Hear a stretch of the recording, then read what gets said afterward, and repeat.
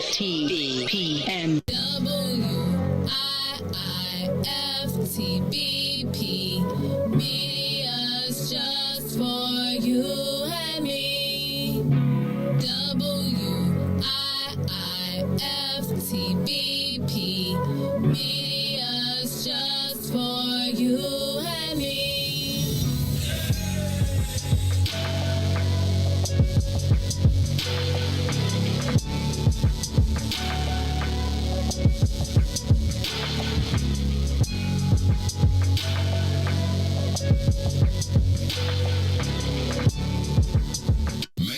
Jackson. If you could make up a social media holiday, what would it be? Randy said National Don't Let No One Put You Down Day. No one. What you gonna do? So when they say something crazy, you slap them? Be like me said. Randy said a Jukathon Day. Man, we're about 60 years old. I be done had a heart. You gotta get your heart rate up. Okay, not that far. All right, Mario said my favorite one. My friends and I do what we call National Call Off from Work Day. As a business owner, I don't. You don't like that? Yeah. I don't like that. Because I'm the boss of this thing. We got Marcus Garvey Day from Remy too. Oh, Marcus Garvey Day. All right, what will we do on Marcus Garvey Day? Call off from work. I'm going to need you to go ahead and come in tomorrow. That would be Great. Okay. Yeah, right. Every black holiday has something to do with calling off from work. You're cool. I'm out. How about National Join a Positive Black Organization Day? Because I don't want to be recruited. I don't want to be recruited and the brothers be like, thank you. Thank you. How about National Tell White People the Truth Day? Tell them how you really feel. You can't handle the truth. Why don't we call that National Black People Get Locked Up Day? I'm going to tell them there's an African-American man threatening my life. Hello. The most dangerous show in the morning.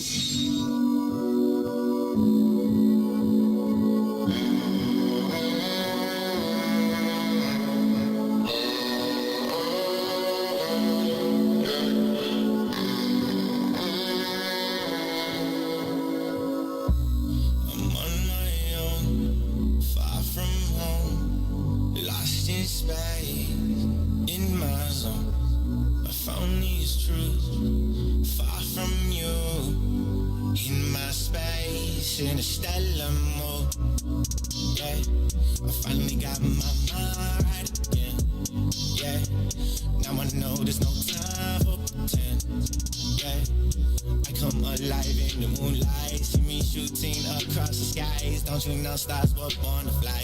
I've been searching, crawling, looking for a way out. I've been hurting, falling, but I think I found my way. Now I'm on my own, far from home, lost in space, in my zone. I found these truths. Far from you, in my space, in a stellar mood. Yeah, I finally got my mind right again. Did it all in spite of the hate. Every time they said that I can't. Nebula, they run through my veins. Every molecule in the trance. Senses feeling some kind of strange. Damn, I think my name's Spider-Man. Jump out the window and swing for the dreams that just might be. Never gonna let go, no. To the man in the mirror look like me. Drifting through the cosmos, oh, far away from your lies. I realign all my goals. That's a constellation of mine, yeah. I've been searching, crawling, looking for a way. I've been hurting, falling, but I think I found my way. Now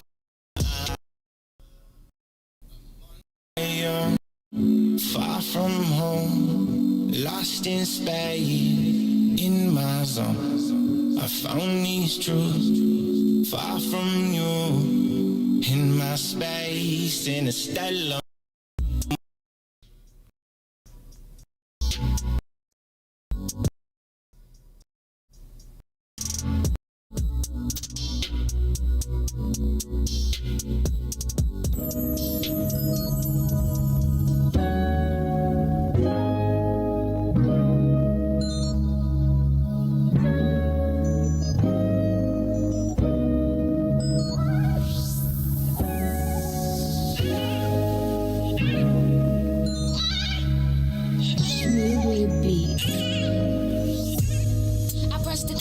Keep calling me, give you some love and you want all of it. I'm out here working, nigga, get a grip. I'm just trying to touch a million, you just wanna coexist. I say you clingy and you contradict. Give you my heart, you think it's counterfeit. Give you my word and you won't trust in it. What's the point of loving me if you don't know what trust is? I need the is you give now. Please don't back down on me. I know you've got the attention I need. Put your pride aside for me. Oh, 'cause I need that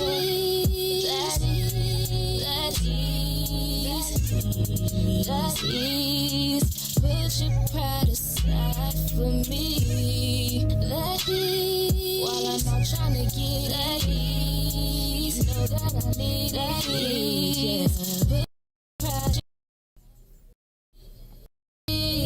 You're insecure, it's driving me crazy. easy. I'm trying to get it and you keep on saying all my love is never enough. I put up with you for too long, now I'm over it. You want affection, I need money, I'ma call it quits. That is.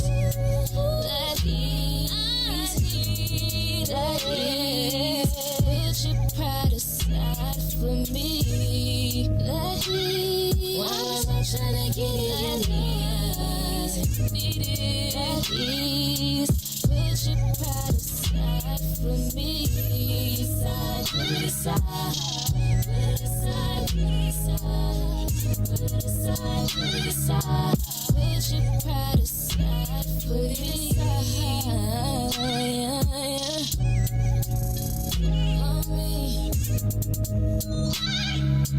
Put your pride aside for me.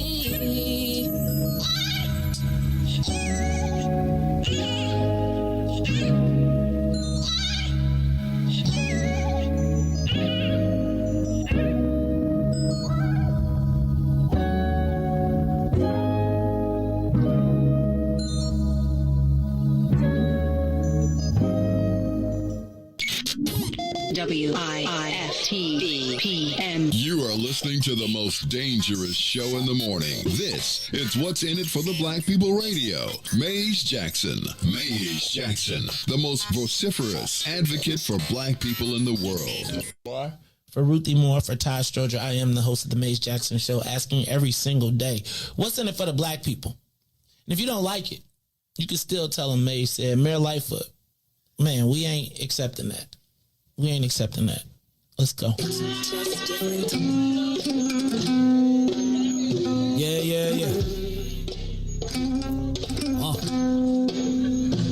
Let's get down to business and go ahead and address the facts, man. Lightfoot seems more lesbian than black. Rahm Emanuel's another case. He was just as tired. 50 closed schools left much to be desired. Police had Anjanette naked on that body cam. They suppressed the footage so it a lot of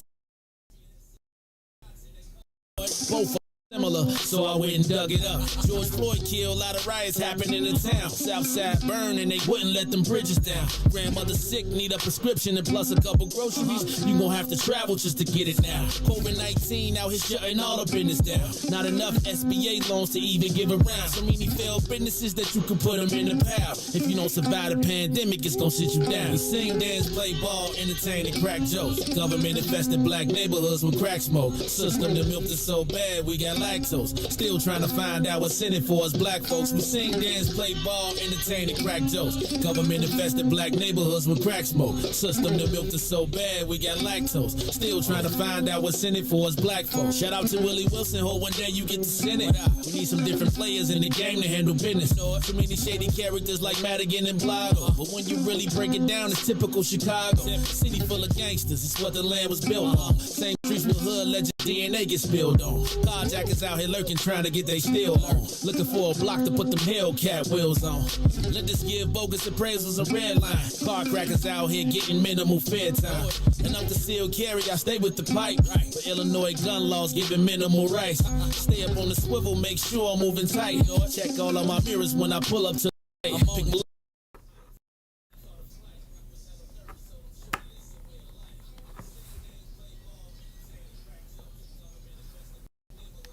smoke. The milk is so bad, we got lactose. Still trying to find out what's in it for us black folks. We sing, dance, play ball, entertain, and crack jokes. Government infested black neighborhoods with crack smoke. System that milk is so bad, we got lactose. Still trying to find out what's in it for us black folks.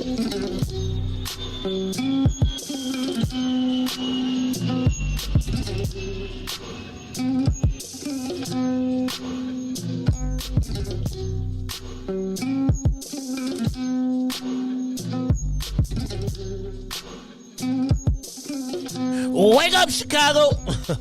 Wake up, world. This is the Maze Jackson Show. I'm your host, Maze Jackson. Do not have my co-host, Ruthie Moore. But I got to tell you, I got an old boy in the building. DJ Riis the Ruler. Mr. You know what? Riis, I feel like now I feel like you showing out. I really feel like you're trying to show out now. I ain't gonna even lie to you, dog. So when I didn't hear back from you last night, I was like, Riis was like, yes, we out in the streets, we kicking it. Y'all, I want to tell you. So I woke up so let me tell you. And y'all probably like, Dad, could you even kick off the show? What's up, y'all? This is the Maze Jackson Show. I'm your host, Maze Jackson. Do not have Ruthie Moore right now. I don't know if she's coming today or not. I don't know if she said. I know she had a wedding, and this is the first Indigenous Peoples Day, so she might be taking today off. I'm not 100% sure. But in case you all did not know, yesterday was the WIIFTBP cookout, tailgate. Normally we have a What's in it for the Black People cookout where we team up with people and we get together, fellowship, etc. Yesterday, because of COVID and everything, yesterday was the first time we got together, and we had a pretty cool tailgate out at the in front of TP, which is Big Swill store on 55th and the Dan Ryan. And I must tell you, we had a great time, and I'm gonna talk about that a little bit later.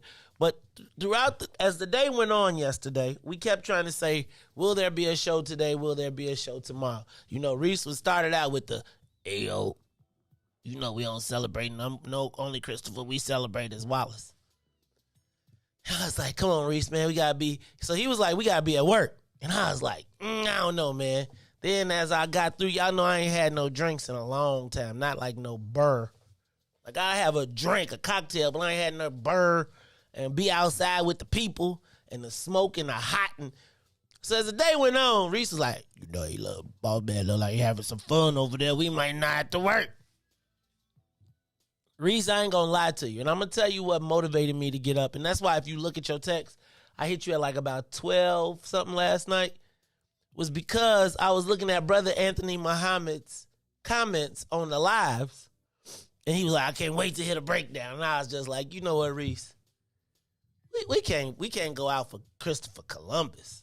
And I know it's Indigenous People Day and all, but so I was like, you know what? But if Riis don't come, I'm gonna go ahead and do it anyway. And I was just gonna do the solo dolo Maze Jackson run between, be like, y'all hold on now, I'll be right back. But I said, let me go ahead and see. So I put a text out there, Riis. He ain't hit me back. I was like, I know, Riis, I know how this one works. You gonna just be like, I was asleep and I ain't see it. Riis hit me at like 4:45. At 5:45, talk about, I just now saw this. 6 o'clock, this dude is walking in the door, so you know he funky, unless he took a shower last night. Hey, man, let me say what's up to my man, DJ, I don't even know, I'm going to have to change your name. DJ Unstoppable Riis the Ruler in the building on time. I mean, no. I was expecting, I was planning on, I expected to be sitting at the studio. I was actually contemplating doing the show from in there. So I ain't have to be running around. And here you are right here. What's up, man? How you feeling, dog? Blessed by the best, sure ain't know the rest. I'm good, man. You know what? I actually, when you text me, I actually saw it, and I was like getting up to use the bathroom, and like literally you had text me right when I had 12, so I was like, look, I gotta go to work tomorrow. So I had started like going to sleep, and then like I had just ended up responding to you like this morning when you was like, I'm at the station, because you got here a little later than usual yourself. No, I was here. I know you had texted me like a little bit later. No, I text you later because I was like, we done froze. I text you a little bit later because I was I text you a little bit later because I was like, you didn't respond last night, and I wanted to make sure that I gave you the option. Yeah, because I was like, I want to see if he really gonna be, is he really gonna go there? You know what, Riis? It's hard. Like, it's hard to just lay there. And it's like my clock was going off. And actually, when I went to bed last night, I didn't hurt as much as I thought I was. Like, I wasn't as, and honestly, I might have walked everything off. And just everything that you know what I'm saying? And I really, honestly, besides them burrs, I really didn't get it in to the end when Big Swill was like, look, I was like, hey, Joe, I was like, I got to go home. I got to take one for the road. So it is the Maze Jackson Show. Maze and Riis in the building. Man, I got to tell y'all, I had an exquisite time yesterday. I had a superb time yesterday. Oh, yeah. Riis, what was amazing to me was the number of people who had never tailgated. So when I was trying to tell people, you got to back in. They was like, huh? I was like, no, you got to back your car in and then you set your, and it was like people was driving. They was just like, I just need a park. And it's like the whole parking lot. And you know, but you know how black folks be? Check this out, Reese. You know how like you've worked at the club before. And you know how if it's a VIP section or if it's a rope, that everybody want to be inside the rope. No matter, it could be off the chain, all the space in the world. You want to dance, you want to kick it, you can go all outside the rope. Man, what I also got to explain to people is you got to get to the tailgate early and park so that when the party start, you don't be driving through. I'm glad I made the lanes extra wide though, right? Because that's what made it able. But let me tell y'all, if you all missed it yesterday, it was an epic time out at 55th and the Dan Ryan. Can I tell y'all why I thought it was so epic about 55th and the Dan Ryan? Because if you remember during the uprisings, that was the same mall where we watched them spend the whole day stripping that whole bad boy, right? They had taken it apart. They took all the pieces, parts. Remember, the people was even driving down the Dan Ryan with a mattress, holding it on because people had to take some. And so for us all to convene in that spot and have it off the chain, it was a wonderful time. Hey, man. Shout out to Tyrone Muhammad. Shout out to ECCSC. They was out there. I felt like we was quadruply safe because they was out there. And y'all ain't know I had a Ranger out there, right? Y'all ain't see my homie. Y'all ain't see my little homie. And I didn't even call him my little homie because let that fool take his shirt off. Y'all be like, Jesus Christ. I said, hey, Tyrone, you want to get in the push? I got somebody. Let's have a push-up contest. I got all the money on my man. Fred Harris. Hey, Joe. Well, when I talk about, people was like, how y'all gonna have it on 55th? I was like, we was the safest place in the city yesterday. Black folks was convening. It was funny because in the morning when I was out there putting up the yellow tape, people was like, somebody got shot. I was like, nah, we having a cookout. They was like, hold on. Y'all finna have a Y'all finna have a tailgate right here on 55th and the Dan Ryan. Reese, we had all of them parking lot. We had all the spots that I had reserved were gone. And what I was worried about, Joe, was not enough people coming to fill it up. And then what I realized was, it was like, people was just, man, somebody even opened up their own barbecue grill. Reese, I had a really good time yesterday. It was great seeing so many What's in It for the Black people. Y'all brought y'all food. I'm still, look, I took a bunch of plates yesterday, so I'm going to be eating all week. I'm be eating all week, Reese. It was good to see so many people. Did you get y'all? Let me tell you, you got to watch Reese though. Reese, I was like, I kept going in to look at the tape. We was watching the Bears game on the inside. I was like, who got this whole? Reese brought his tailgate for inside. Reese had a whole tailgate on his table. Reese, what you had yesterday when you came through? Well, you know what? Y'all said bring the side, so I just made some yams, some macaroni, and some corn. Reese, what you supposed to do is you supposed to put it outside and everybody put. Reese had his on his table. Reese was sopping up his own cornbread, y'all. Hey, I would hey, did you Reese? Reese, I asked you, have you ever tailgated before? No, man, that was like my little first mini one before. So yeah, like yesterday. I'm gonna tell you, and I really want to see if we could squeeze one more in. Because I really had a great time. It was plenty of food yesterday. Thanks to my man Devin for getting there early to help me set up. Big Swill helped me set up. Thank you to everybody, the whole What's in It for the Black people team. Man, we fed everybody. Like, you ain't have to pay to eat. People were like, how much is the food? It ain't nothing. How much it costs for a hamburger? Eat one. How much for it? It's yours. Go help yourself. But we are going to talk about our extreme love of white people. Because we had a moment yesterday that I really want to talk about. We're going to talk about a little later. Reese, did you see the lurking white boys? No, I ain't see that. See, you was outside. So, Reese, yeah, I got to say that. So, yeah, we got to talk about for the love of white people because black people will go out of their way in the midst of their own joint to accommodate white people. And it is, Reese, if you would have seen it. Y'all got to stay tuned at 8 o'clock because I'm definitely going to talk about that. I ain't going to call no names, but I got to talk about it because and can I tell you who I think I really love? The new era of Chicago, for real. especially the sisters, because I was peeping the white boy. Now, I was peeping the white boy because I was looking at what he trying to eat. They was peeping the white boy like, alert, this is a white boy on the scene. Watch his ass. Now, I got to say that because, yo, I had a great time yesterday, man. I really did, in the fellowship of black people. And Devin, I think I figured it out. I figured out why other people was mad, because usually, and maybe this is our fault, we usually team up with them. And maybe they felt like it was some diss. I think it wasn't a diss. Who had the marathon? A shout out to all the marathon runners. I got to send a big shout out to Danielle Stanley, who ran the marathon, and Hannah Jubei. Those are the two people I knew. Who else said they ran 26? Kevin, you ran 26.2? You should have ran all the way on over to the joint, man. You could have recovered with us. Riis, did you get any of them slushies? 4 of them. 4? 4. Hey, man, you got to watch your local weed man, too. We was supporting them. Dog, they had me. I was like, hold on. Them slushies was going like, yeah, man. It was... Y'all came and showed up and showed out yesterday.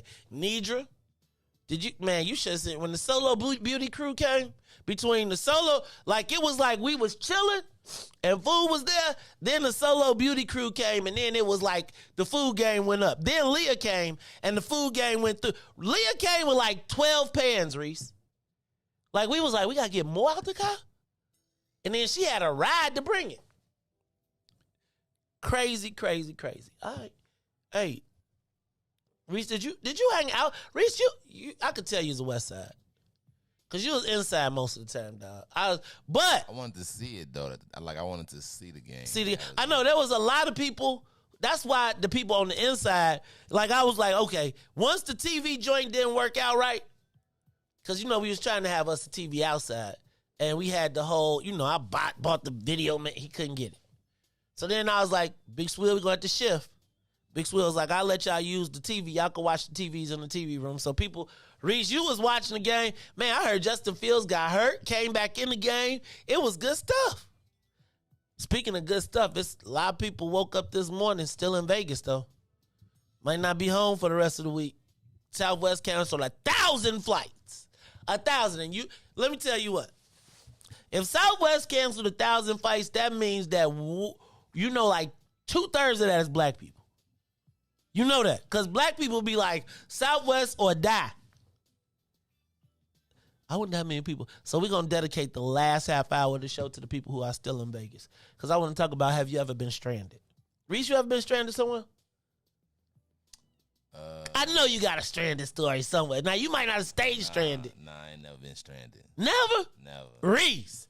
Woo, I got some stranded stories, man. Have you ever been stranded? You ever flew standby and got stuck?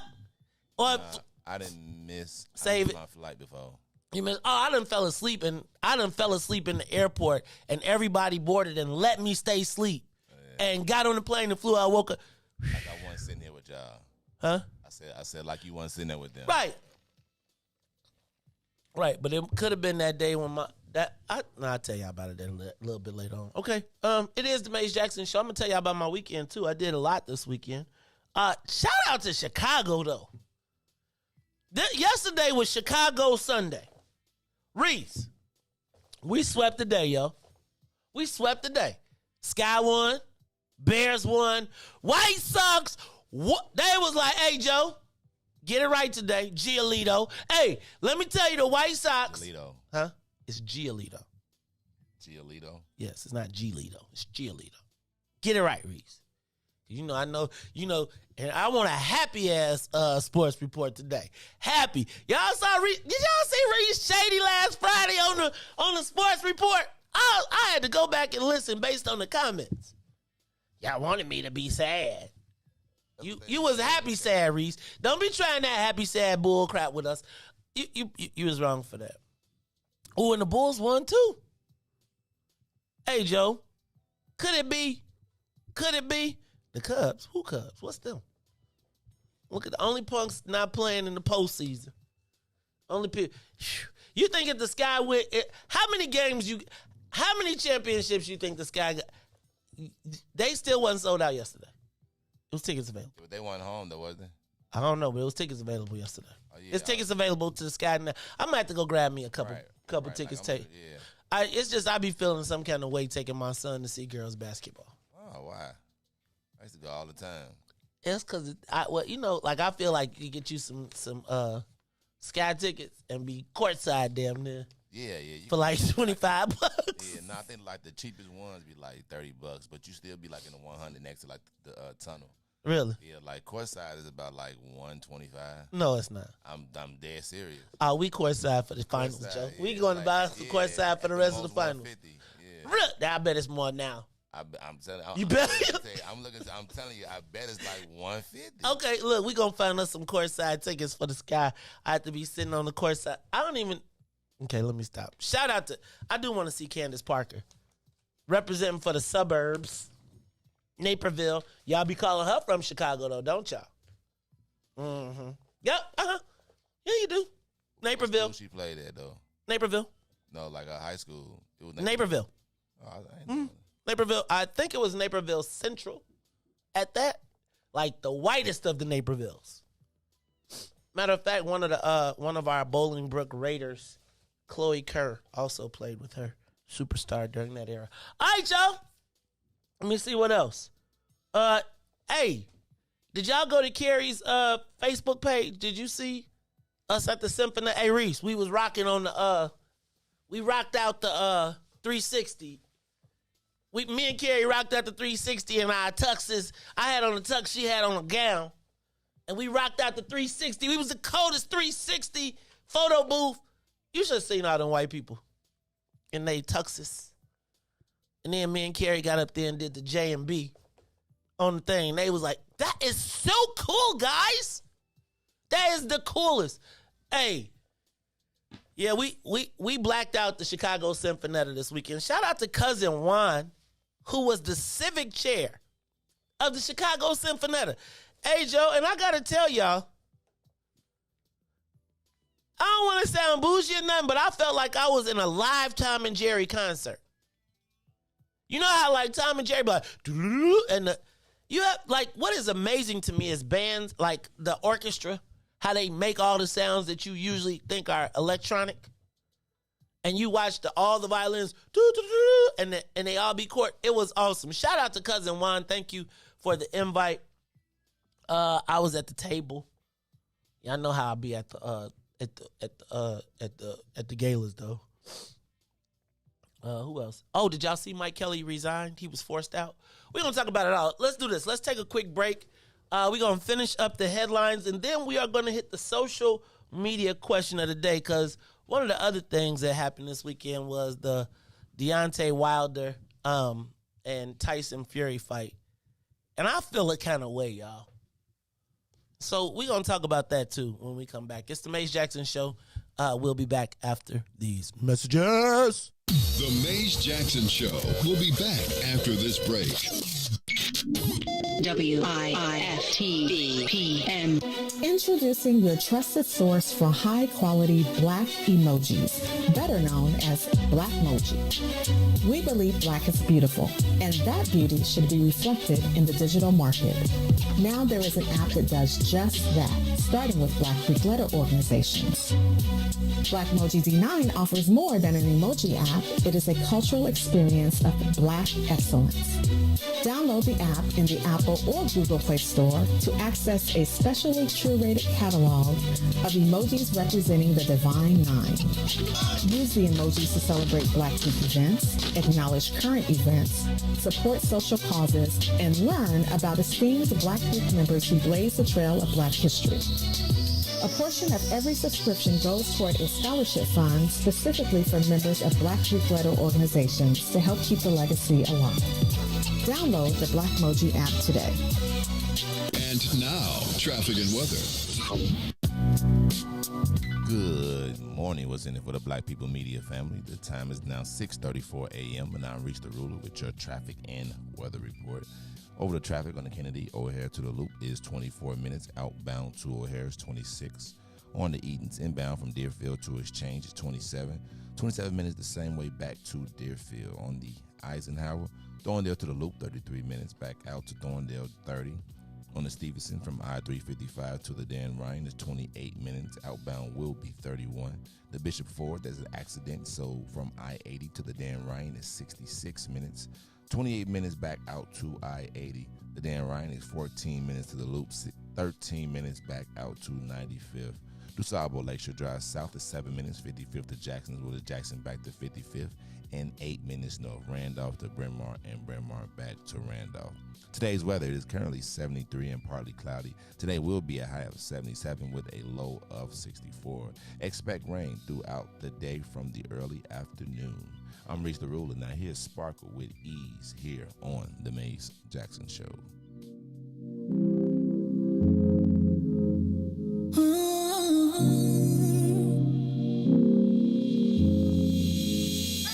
You see me, you see him, my best friend. He hold me down like ankles fighting the waves. A partner to my crime, yeah, I do time. Till I'm with you, I be counting the days. Yeah, ooh, been through so many things, but we always get through. Yeah, ooh, it ain't always perfect, but it's worth it. This is deeper than the surface. If I said I didn't love you, you would not know I'd be frontin'. Wiped all my scars away like it was nothing. Took the parts of me I tried to hide to make them something, something.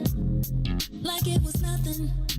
Ooh, some magic, baby. Ooh, you know you drive me crazy. Ooh, you give me peace of mind. Ooh, let me tell you why. You make it easy. Say, to take it easy. Say, feel so weak. Say, easy to love. Say, to take it easy. Say, feel so weak. Say, easy to love. I never thought that I would give it to you, but now I don't think it's the time. I won't do it. I think it's cause the way you talk to me. Know how to say it without making me feel little. You're gracious even when you pop off on me. When you get done, I got a little something to drop off on you. Because you earned it with the time you took to put it that way. You got me liking to get put in my place. If I said I didn't love you, you would not know I'd be frontin'. Wiped all my scars away like it was nothing. Took the parts of me I tried to hide to make them something, something. Like it was nothing.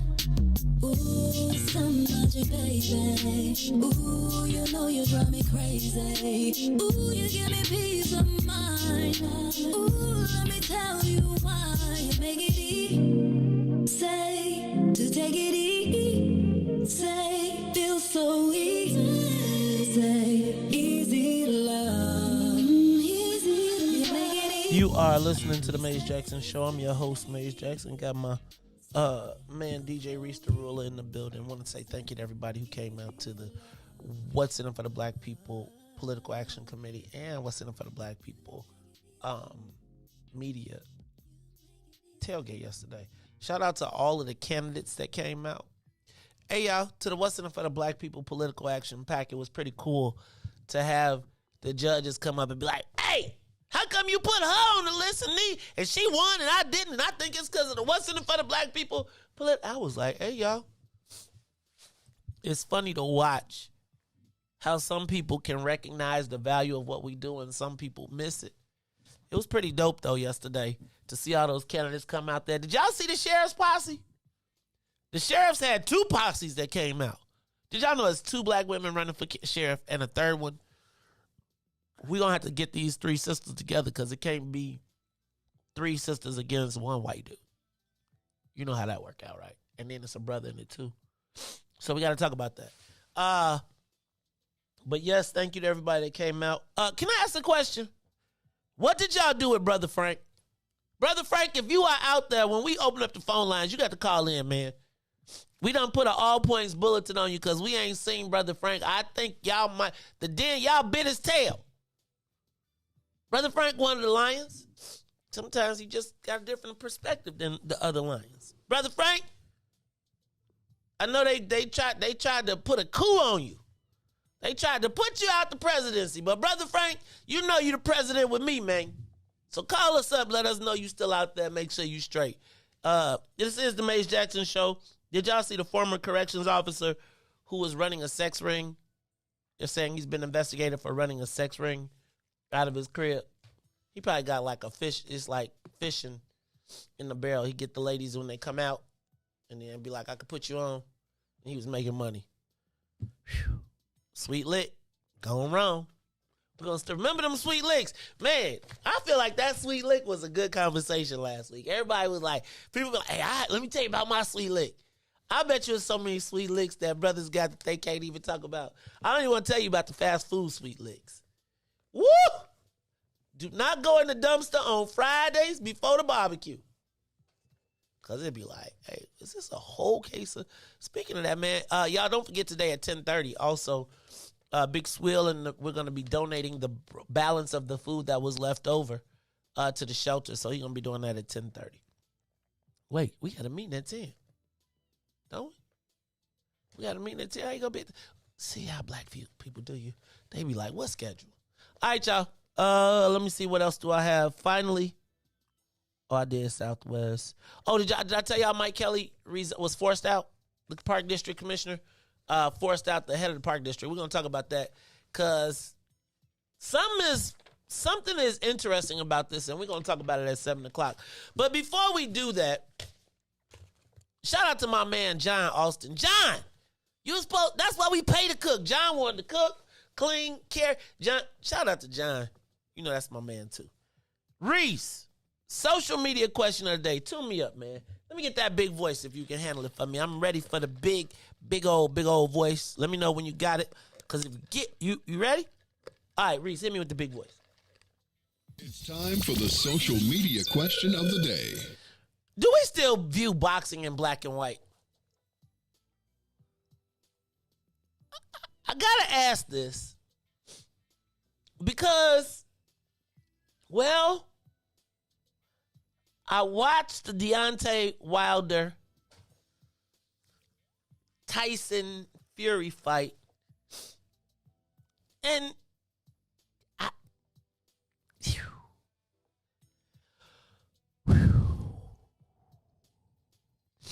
felt a certain way. So, Riis, when the fight came on,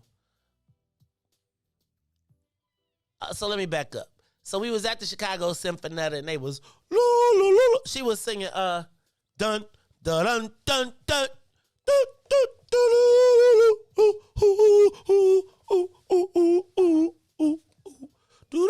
and she was singing it. Like, whatever that song is, the lady was singing it, and I was like, dang, this is dope.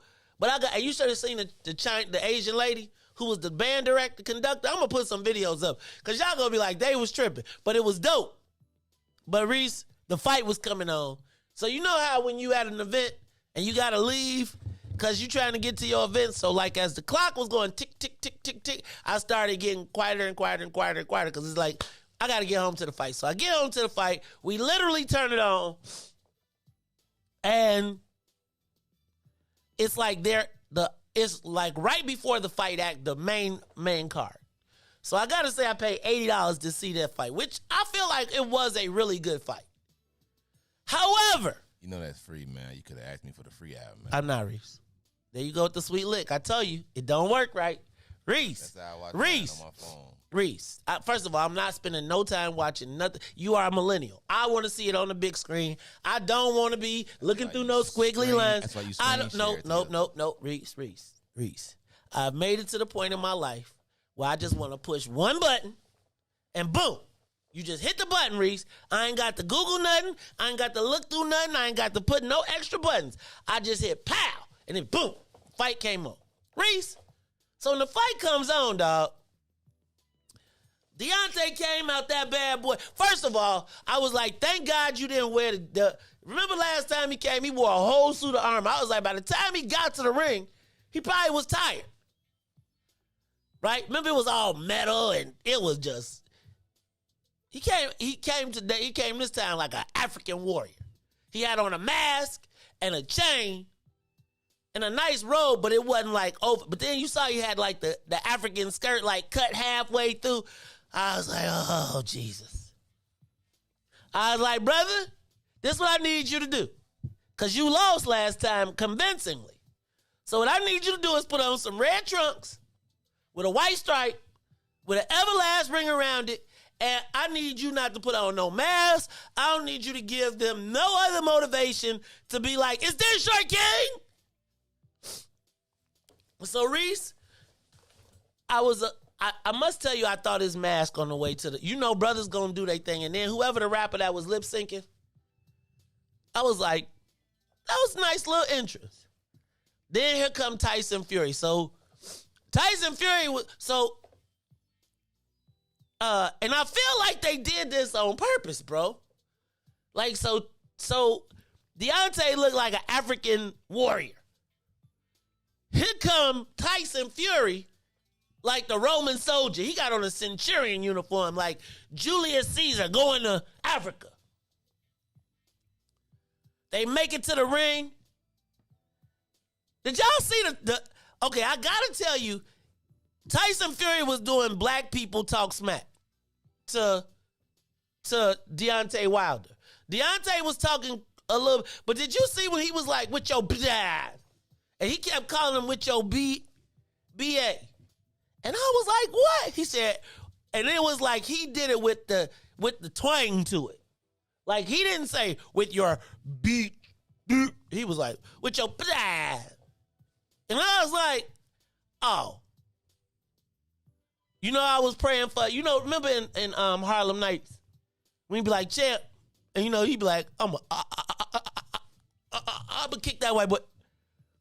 I was like, please. And then, you see Deontay come, bro, right? Like the dude is cut like a beat. I mean, he looking like, hey, Joe, I'm here to represent the black race. And I ain't going front. When he walked to the ring and he had on the African mask and he had on the dig, Riis, I had to do it.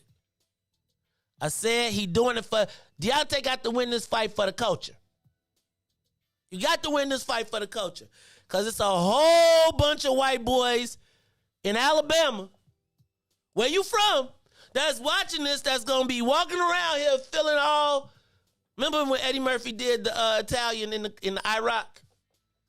Hey, you think, once they see Rocky, they be thinking Tyson Fury is the new Rocky.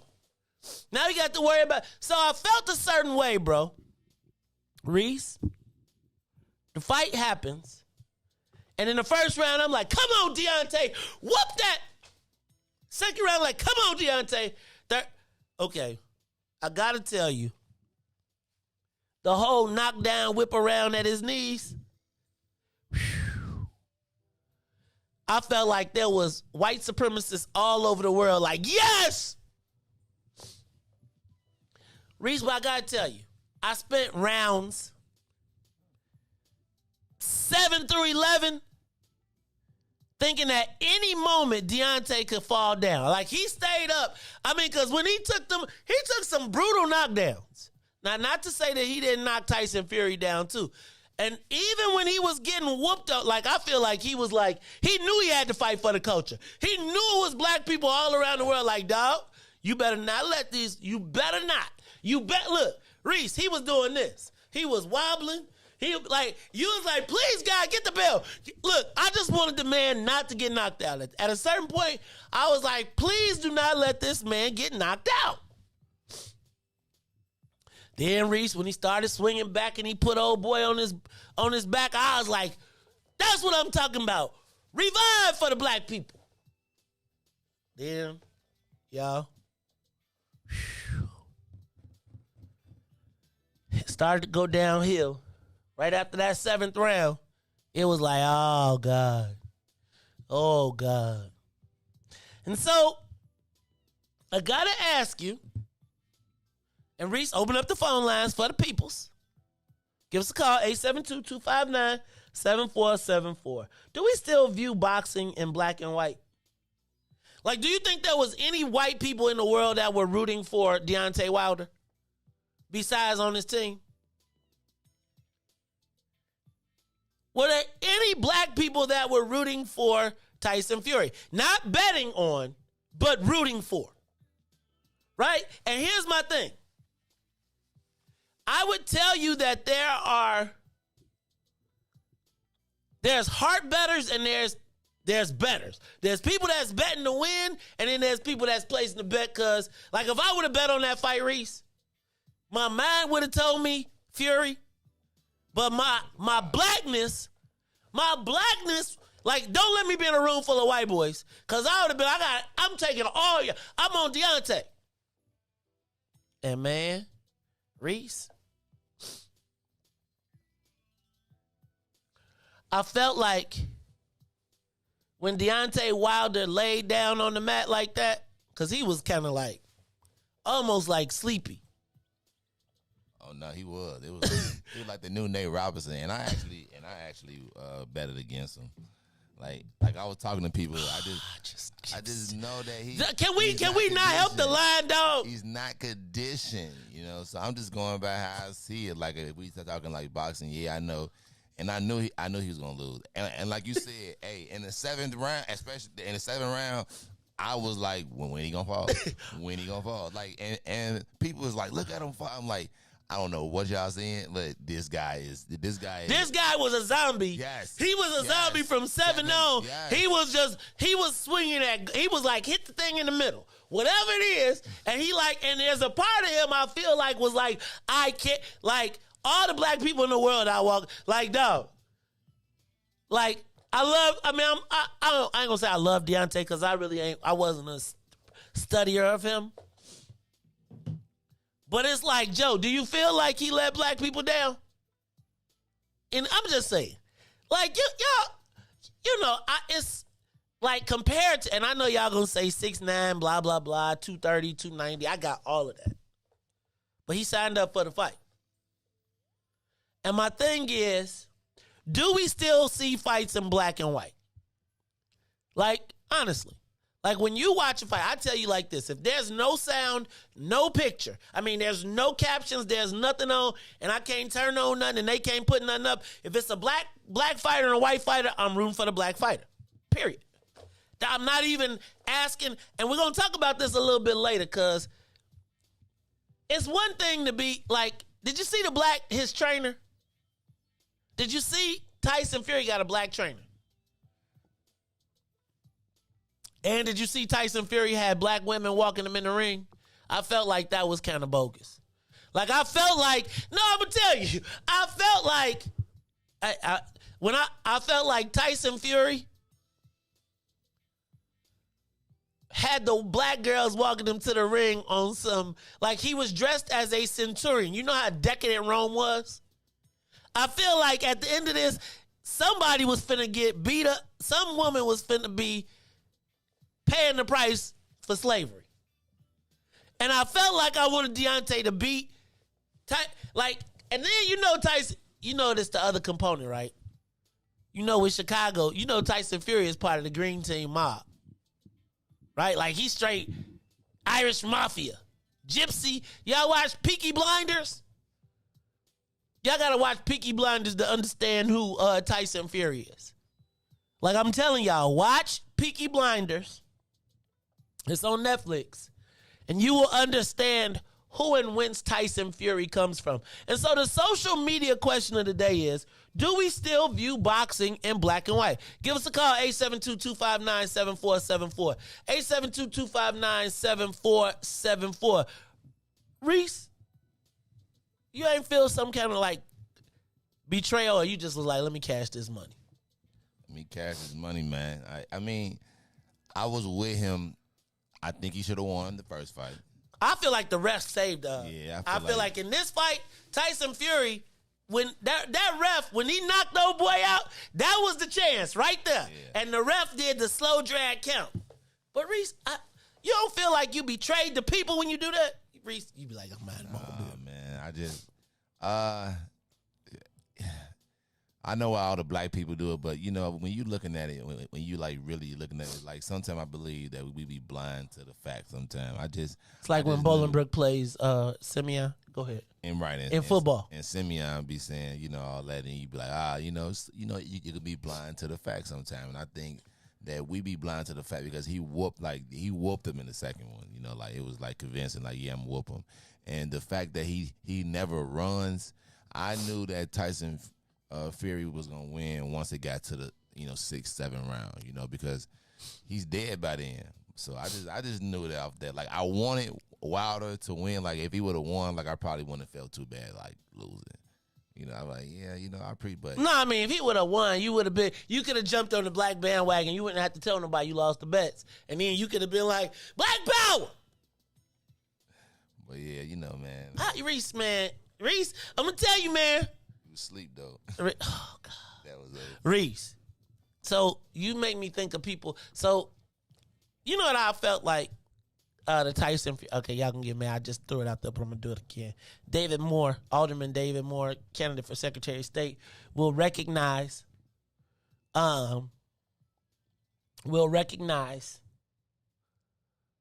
this because it's how it's like how black suburban football players feel when we play city schools.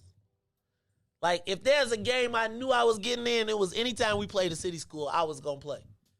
Because you know how brothers, and it worked in basketball. Like, in basketball, they could pull it. But, like, in football, I'm putting my money on any suburban school almost with a program over any city school. Not Catholic League.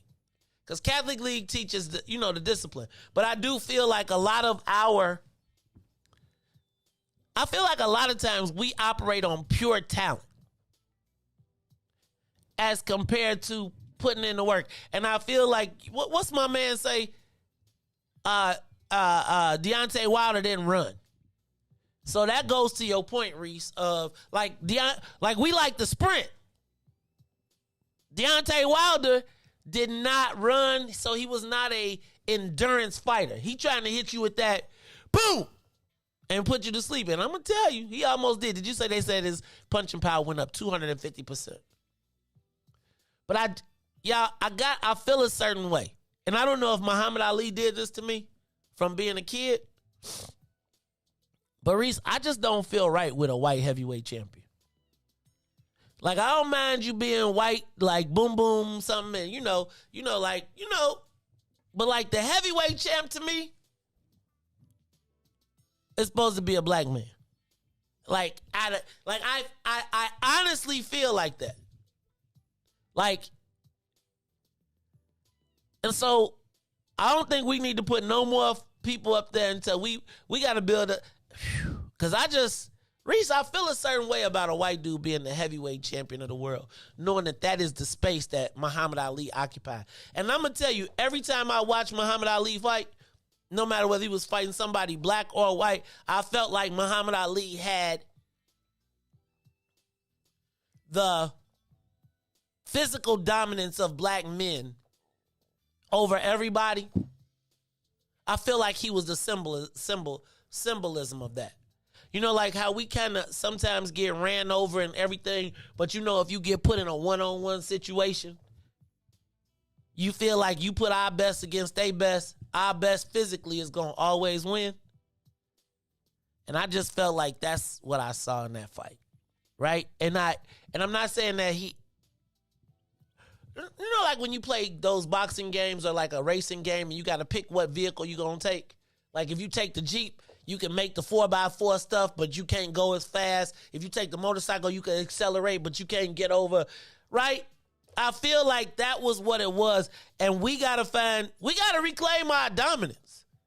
I feel like with that fight, white boy is going to be walking around here all day long feeling like, come on, y'all want a piece of me? Like, I feel like Tyson Fury has given them motivation. Am I crazy? It's the Mace Jackson Show. Nobody called. They didn't want to talk about it. They was sensitive.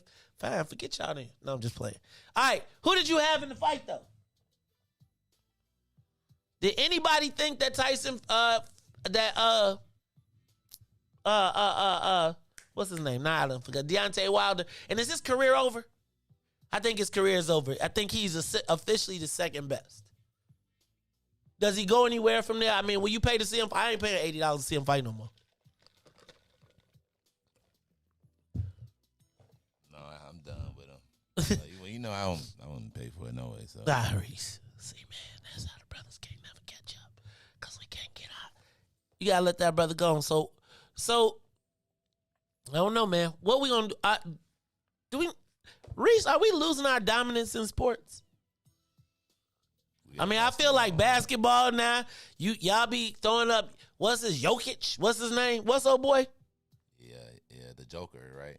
Whatever, the Dallas dude. See, y'all Eminem. Y'all done gave rap to Eminem. Oh, you talking about Luka Doncic? See, we give it Riis. We can't be giving up our dominance. Y'all gotta start beating these people up in the crib. Like, y'all gotta stop being so friendly to all these people. Cause can I help you understand? There's never a time when they get stronger after that it works out for us. You know what I'm saying? Like, it never. Y'all taught the Europeans basketball. Now they coming to be. Now Luka Doncic finna take y'all lunch. Because you know if the white guys can find a way to pay the next Larry Bird, they're going to try and make him bigger than LeBron.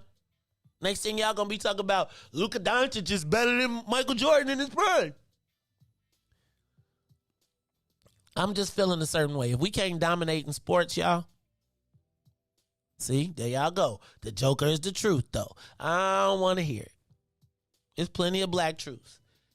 I bet you there's people out west right now beat Luka Doncic up on a basketball court, but they don't get no chances. See how y'all doing Luka right now?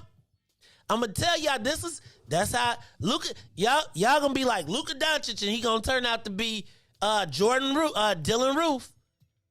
Oh Lord have mercy. We got to talk about our everlasting love for white people. When do black people just be like, you know what? Let me let you feel it. We're gonna talk about it because at the barbecue. At the tailgate, I saw an everlasting love of white people. When we come back, though, we are going to talk about what happened at the Park District. So, you know how we've been following this Park District story. It's been a kind of touchy story, but we're going to talk about it when we come back.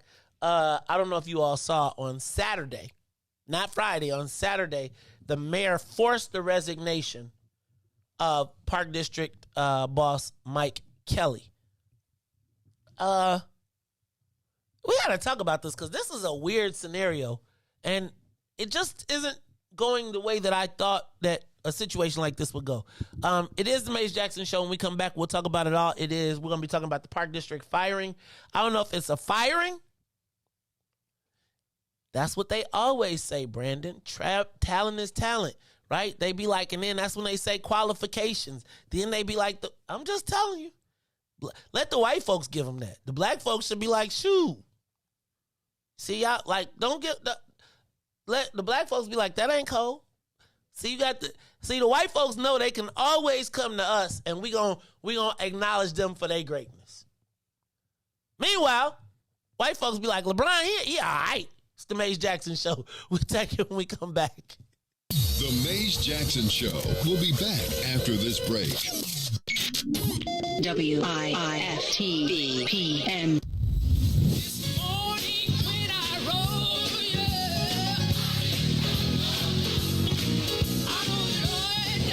Church Chicago's Power Hour. I'm your host, Angie Mims, and Terrence Keys, TD, a.k.a. Terrence Daniels. I wish I had one witness in the house. You got one. You got a couple of them. Got two T's. Give me a testimony. Oh, Lord. He's did it before. Oh, Lord. I got one. I'm better.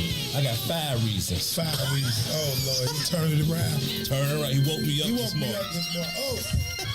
Don't do this. Don't do this. Number 4? He woke me up this morning. Come on, number 3. He woke me up. Oh, Lord. He woke you up. That thing can touch you, but one of them 5s will get you. What's the second one? He woke me up. Yes, sir. Yes, sir. Oh, my God. And the number 1 reason. Number 1. Final answer. He woke me up this morning. He woke me up this morning. That's a testimony. That's a testimony.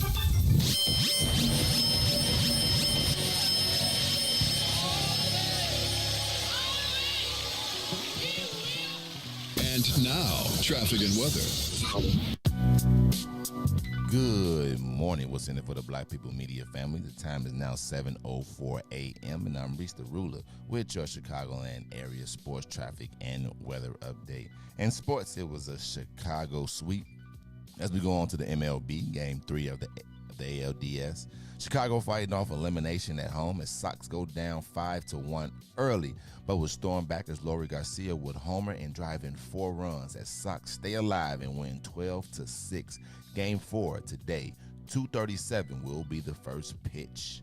Over to the WNBA Finals. Sky in Arizona taking on the Mercury. Cooper, 21 points, will lead the game in the Sky to a 1-0 series lead on the road. Game 2 Wednesday in Arizona, 8 p.m. Central. Over to the NFL. Bears in Vegas taking on the Raiders. Justin Fields throws his first NFL TD as Bears win 20-9 and improve to 3-2. We got Pink Bay next week. Over to the NBA, the Chicago Bulls will stay perfect in the preseason as we beat the Cleveland Cavaliers 102-100. DeRozan will lead the game with 23 points. Over the traffic on the Kennedy, O'Hare to the Loop, 32 minutes. Outbound to O'Hare will be 36. On the Edens, inbound from Deerfield to the Exchange, 42 minutes. Exchange back to Deerfield will be 32. On the Eisenhower, Thorndale to the Loop, 38 minutes. Back out to Thorndale will be 36. On the Stevenson from I-355 to the Dan Ryan is 36 minutes. Outbound will be 33. The Bishop Ford is an accident, so from I-80 to the Dan Ryan is 61 minutes. 29 minutes back out to I-80. The Dan Ryan is 17 minutes to the Loop, 16 minutes back to 95th. On DuSable Lakeshore Drive South is 7 minutes, 55th to Jackson, as well as Jackson back to 55th, and 8 minutes north Randolph to Bryn Mawr, and Bryn Mawr back to Randolph.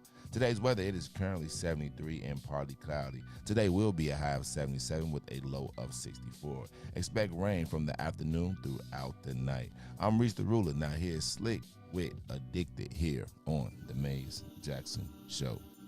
Baby, I mean, I know that you're here with me and everything, but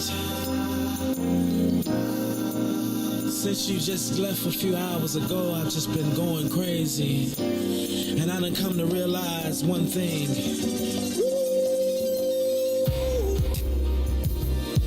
Oh, baby, I miss you.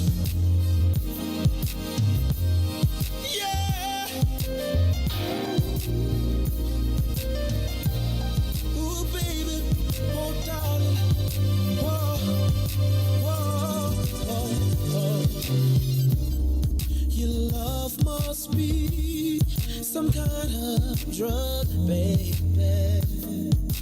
'cause it just keeps on calling me, and I just need a hit of your love. It's got me shaking and feeling for your touch, baby, of you I can't get enough. It feels like I done OD on you, babe. I'm addicted for you. Can't stop loving 'cause I can't get enough of you, babe. 'Cause I'm so addicted to you. This must be love. 'Cause I can't get enough of your loving. I'm so addicted. Can't stop. I need you right now, baby. 'Cause I'm so addicted to you. You're always on my mind, my mind, my mind, every day.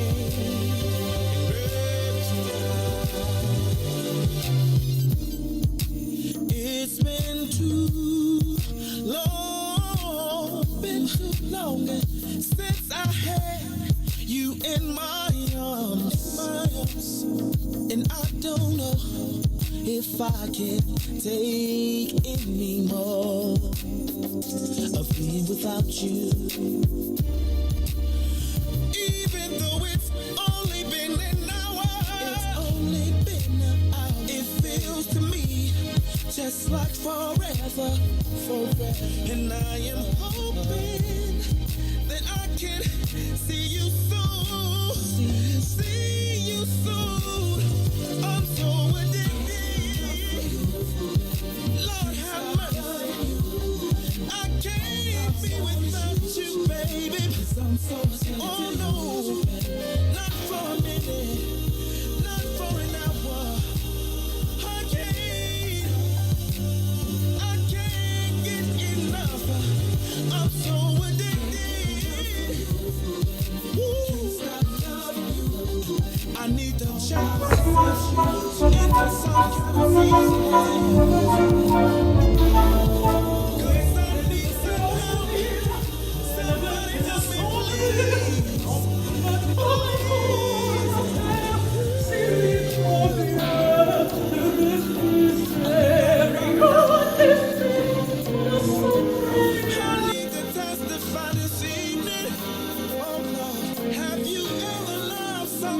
So much that you just can't get them off your mind. I'm so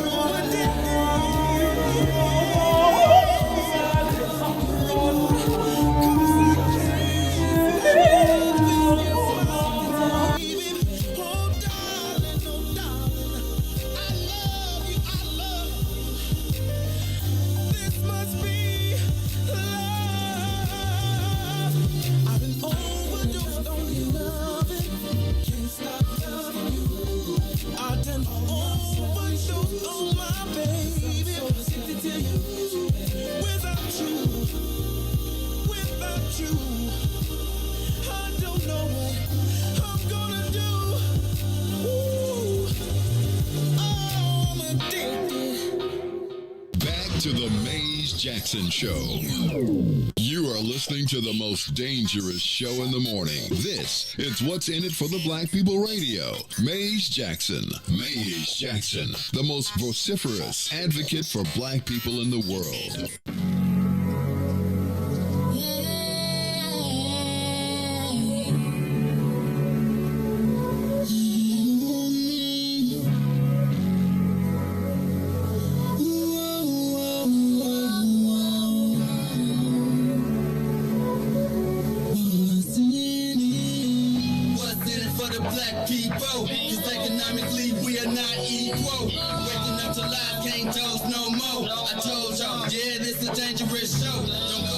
Church if you ain't trying to help us. Don't even try to be around and can't protect us.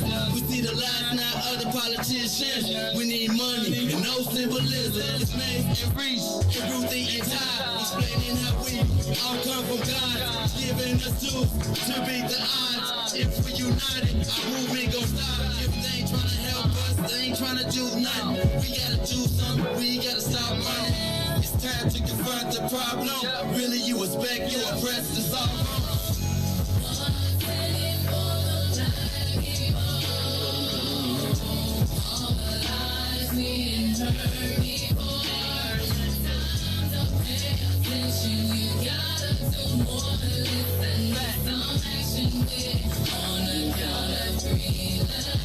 Wake up, Chicago!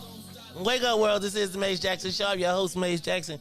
Got my man, DJ Riis, the room in the building. He rocking with me. Hey, Riis, you good, man? You all right, man? You know, Riis, I'm good. You sure? I got to check on you, man, because, you know, you around here. You know, Riis, I shook Riis up, woke him up this morning. Like, wake up, Riis! You know, Riis was probably thinking, like, man. You know, I think yesterday Riis was like, we can't miss the day. Then I think Riis, you was starting to feel like me because as you started to have a good time, you was like, you know, we could sleep through this thing. I was like, we could get some shut-eye. But Riis, we would not be where we are if we let I heard Jamie Foxx yesterday singing I was like, uh-oh. I told y'all I went out with Cousin Juan this weekend too. Riis, you said we got phone calls? Let's see who on the phone. Is it Brother Frank?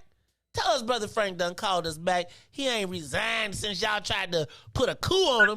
It's the Maze Jackson Show. Who's on the live line? Caller? Hello? Caller, we can hear you. Go ahead. What's up? So, yeah, dig, man. So, here's the thing. This ain't Frank. This KB. Oh, what's up, So, KB? dig it, man. What up? Man, these people out here training. You see how much of a boost jiu-jitsu and MMA gyms have come up, and man, these people ain't out here playing. They know damn well what their intent is and how they gonna go about it. I gotta tell you, So I'm with you. I'm gonna tell you, I sort of agree. Like, I feel like white boys around the world are let me pump you up. And they going all over the place. Look. I do see all these MMA gyms and I feel like, but they, and black folks tend to box. They tend to be wrestlers, right? They be on the wrestling squad. They want to grapple. And I do think we got to be ready, man, because I do notice a lot of white guys, and they wearing a lot of American T-shirts. What you seeing out there, brother? You think they training for real? Look. Not forget the T-shirts. They arm sleeves. They put it on their arm sleeves. It's just not them training, man. Just like we look at their videos, like, oh, look at Karen. They looking at our videos. Look at Daquan, goof ass, showing off his money. You know what I'm saying? It's the same. It's a real war going on out here. Hey, man. We think they playing. Right. I feel like there's a certain caliber of people that are courting MMA too. Like they all think they know it. They done went training for that month. You know what I'm saying? Got that little free month, paid for another month. Man, please.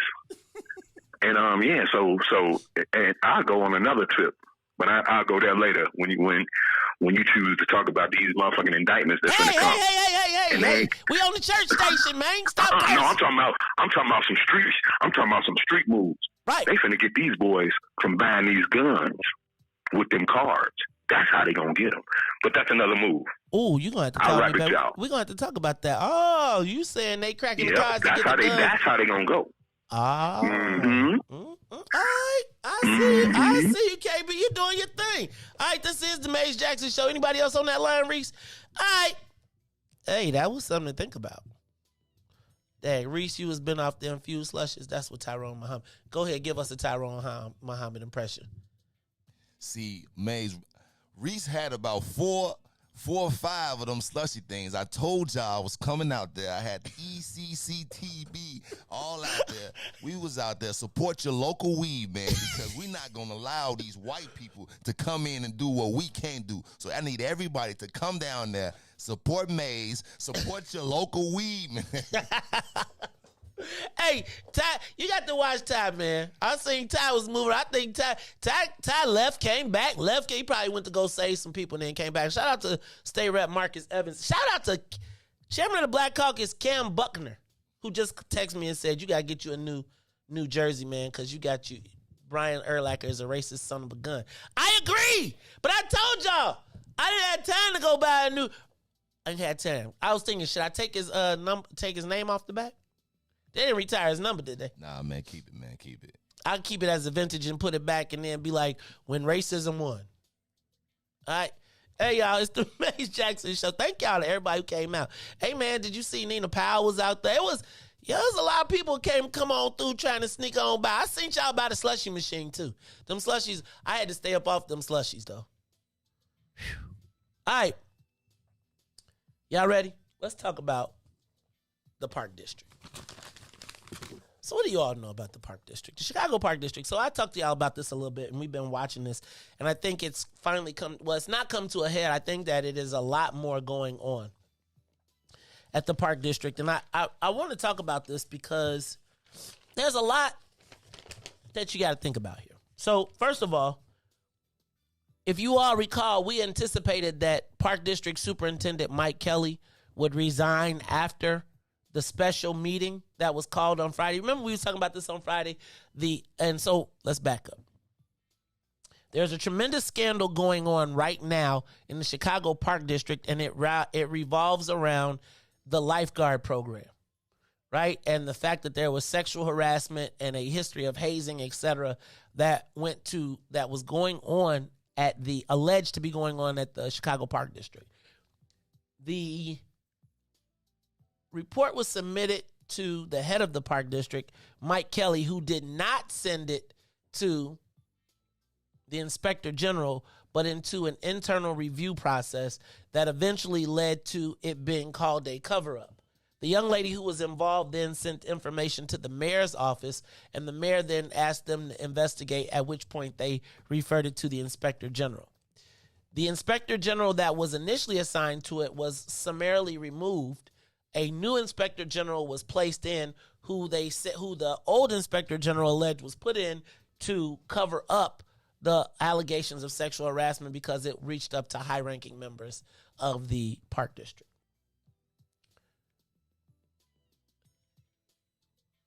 Mike Kelly is alleged to have known about this but not followed the proper procedure, and then it became a news story that then exploded because the young ladies were not protected, apparently.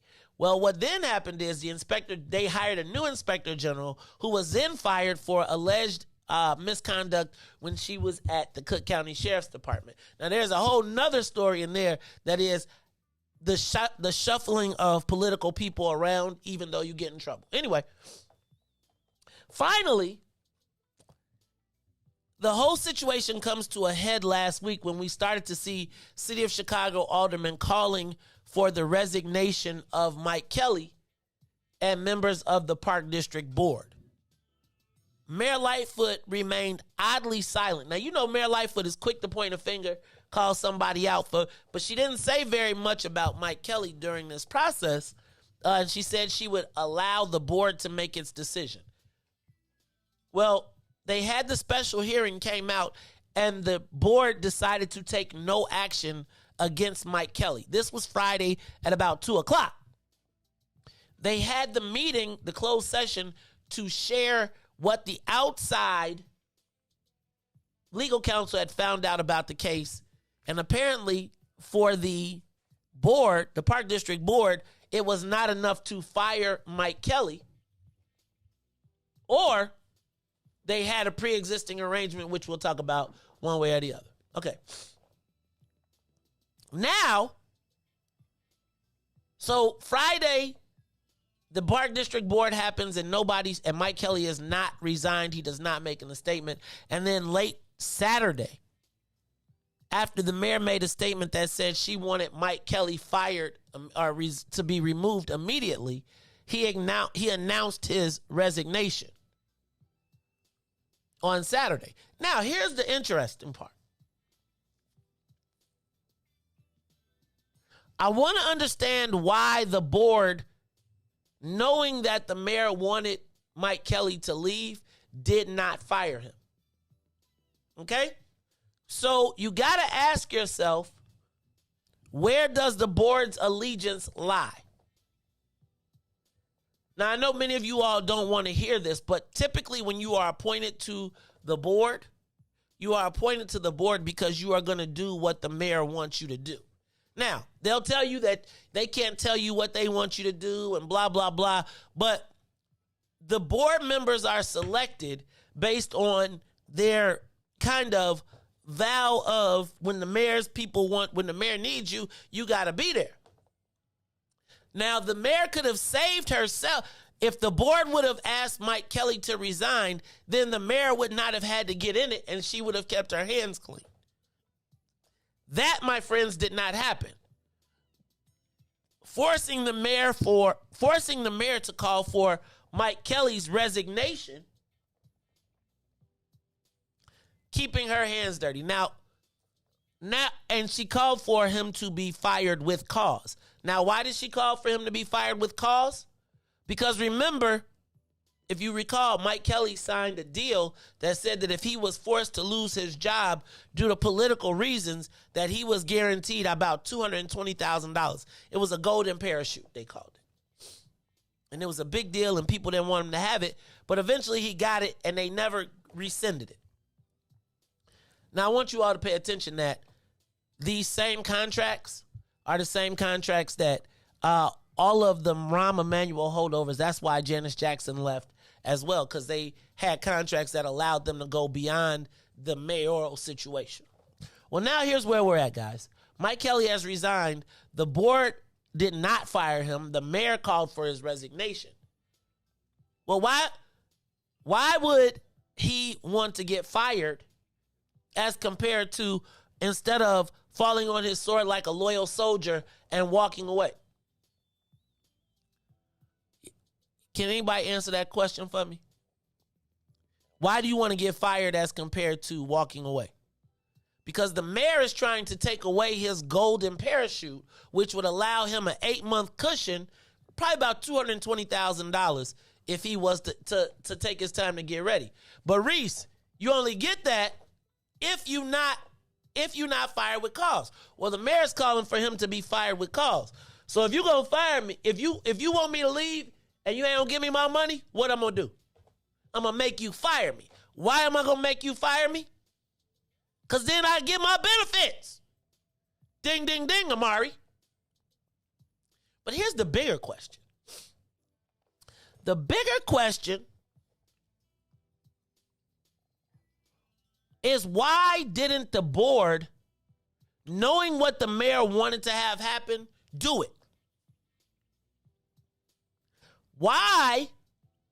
If I got the board of directors and I appoint you to be on the board, I appoint you on the board because why? Because when I need for what I want to happen, it does. Now, we're clear that the mayor wanted Mike Kelly to go because she had to make a statement in the paper. Remember, she said she was going to wait for the Park District Board's decision. I.e., the head of governmental affairs was going to call the governmental affairs person at the Park District and say, the mayor wants you whacked, so you got to go, and then they spread the word. So the mayor never says it, but it happens. Well, guys, the board didn't go with the mayor.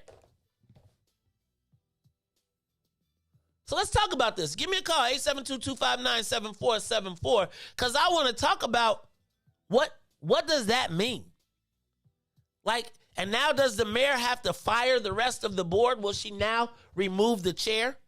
And what does that mean for her going forward? Let's go to the live lines. Caller, you on the Mace Jackson Show. What's going on over there? Caller? Hello? Caller? Caller, we can hear you. Okay, they left. We got him. Caller, you on the Mace Jackson Show? Tyrone Muhammad, how you doing, soldier? Oh, I'm good. Go ahead.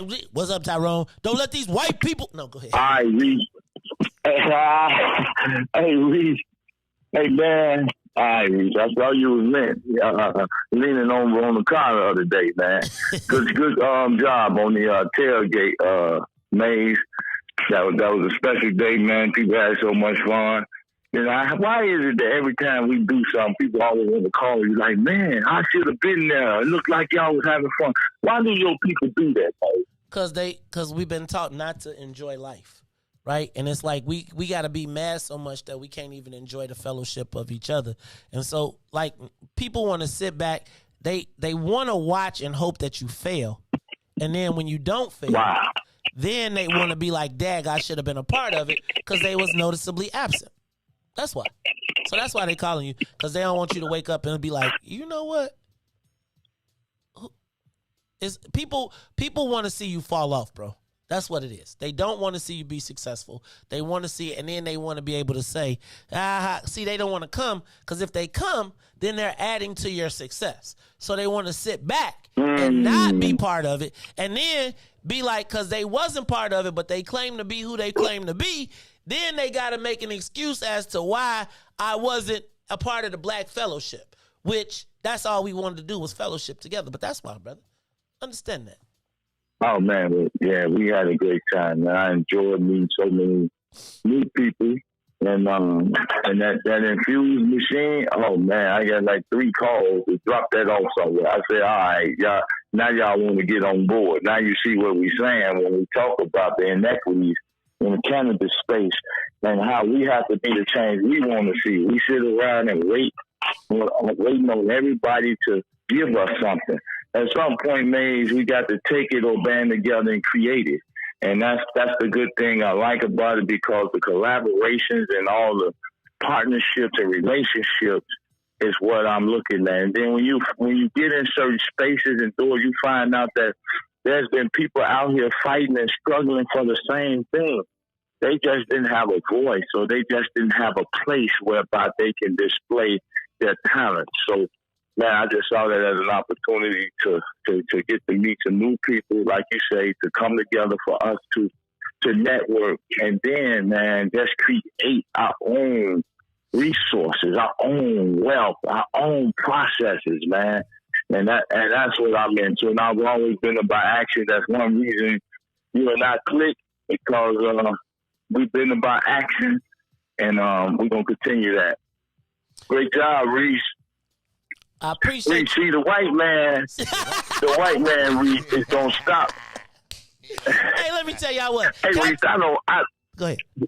Go ahead, man. No, go ahead. Man. Finish. I'm going to let you finish because then I'm going to close that up. Go No, ahead. I was just going to say to Riis, that don't be about no white man. I'll be about our issues, standing on our strength, standing on our moral character and fiber, man, just to encourage brothers that if we just get out on the front line, if we just be present, it don't say nothing. Just stand with your people, stand with your community. We'll do the rest. We'll say the rest. I'll go to jail. I'll throw the bricks. But I shouldn't have to go to jail. We shouldn't have to throw the bricks to make people listen. We come together as collective unity, collective way, collective manner. They have no choice but to give us what we do. We built this country, this our country, and I'm not accepting nothing less. This is the last year of me and mine being without, and it's the last year of us sitting back idly watching legislators, watching these people, watching all the blight in our community, and don't have a hand in removing it. That's the last year. I heard that. Now you know you just gave Riis a whole new soliloquy. He practicing right now. I seen him back there. Hey y'all, that's my man Tyrone Muhammad. Shout out to support your local weed man. Shout out to ECCSC. It was so great to see. Yeah, I love collaboration, right? It's great just to see people coming and fellowshipping together. So look, we're gonna continue this conversation because I really want to talk about though this park district and what's going on, because where does it leave the mayor? We're going to talk about it all when we come back. It's the Maze Jackson Show. Maze and Riis will be back. The Maze Jackson Show will be back after this break. WIIFTBP. Broken screen? Crash system? Are you in need of spyware or virus removal from your computer? Well, contact RPC Computer Repair in South Shore and let us help you with all your computer repair services and print needs. Need office or print production services, copies, scans, fax, or even notary service? Then stop by and support RPC Computer Repair and Print Shop located 1741 East 71st Street in the 71st Street corridor, newly revitalized South Shore areas, and let RPC be your one-stop shop, where we believe RPC is your PC. RPC Computer Repair is also a UPS access point where you can drop off and pick up your important packages. So let RPC be of service to you. Call RPC Computer Monday through Saturday, 8 a.m. through 6 p.m. at 773-966-4457. That's 773-966-4457. Visit RPC at rpccomputeringinc.com for more information. And now, traffic and weather. Good morning. What's in it for the Black People Media family? The time is now 7:33 a.m. and I'm Riis the Ruler with your Chicagoland area sports, traffic, and weather update. In sports, Game 3 of the ALDS, Sox fighting off elimination at home. Sox would go down 5-1 early, but was stormed back as Garcia would homer and also drive in 4 runs as Sox stay alive and win 12-6. Game 4 today, 2:37 is the first pitch. Over to the WNBA Finals. Sky in Arizona taking on the Mercury. Cooper, 21 points, would lead the game and the Sky to a 1-0 series lead on the road. Game 2 will be Wednesday in Arizona at 8 p.m. Central. Over to the NFL. The Chicago Bears in Vegas taking on the Raiders. Justin Fields would throw his first NFL touchdown as Bears would win 20-9 and improve to 3-2. Pink Bay will be next week. Over to the NBA, the Chicago Bulls will stay perfect in the preseason as they beat the Cleveland Cavaliers 102-101. DeRozan led all scores with 23. Over the traffic on the Kennedy O'Hare to the Loop is 30 minutes. Outbound to O'Hare is just 18. On the Eden, Deerfield to Exchange is 33 minutes. Exchange back to Deerfield will be 27. On the Eisenhower, Thorndale to the Loop, 33 minutes. Back out to Thorndale is 35. On the Stevenson from I-355 to the Dan Ryan is 32 minutes. Outbound is the same. The Bishop Ford, I-80 to the Dan Ryan is 30 minutes. 29 minutes back out to I-80. The Dan Ryan is just 14 minutes to the Loop and 13 minutes to 95th. On DuSable Lakeshore Drive South is still 7 minutes, 55th to Jackson, Jackson back to 55th, and 8 minutes north. Randolph to Bryn Mawr, and Bryn Mawr back to Randolph. Today's weather is currently 73 and partly cloudy. Today will be a high of 77 with a low of 64. Expect rain from the early afternoon throughout your night. I'm Riis the Ruler. Now here is Valerie here on the Maze Jackson Show.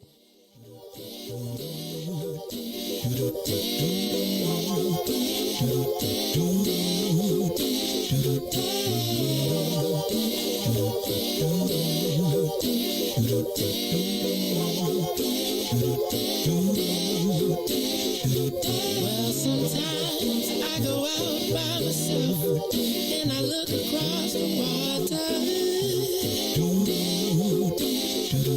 and I think of all the things what you're doing, and in my head I paint a picture. Since I've come home, well, my body's been a mess, and I miss your ginger hair and the way you like to dress. But won't you come on over? Stop making a fool out of me. Why don't you come on over,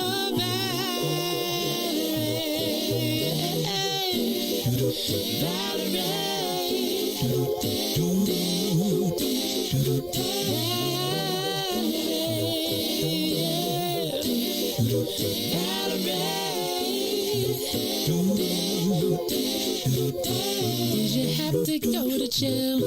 Put your house on up for sale? Did you get a good lawyer? I hope you didn't catch a tan. I hope you find the right man who'll fix it for you. And are you shopping anywhere? Change the color of your hair. Are you busy? And did you have to pay this fine that you've been dodging all the time? Are you still dizzy? Oh, yeah. Since I come home, well, my body's been a mess, and I miss your ginger hair and the way you like to dress. Won't you come on over? Oh, stop making a fool out of me. Why don't you come on over there?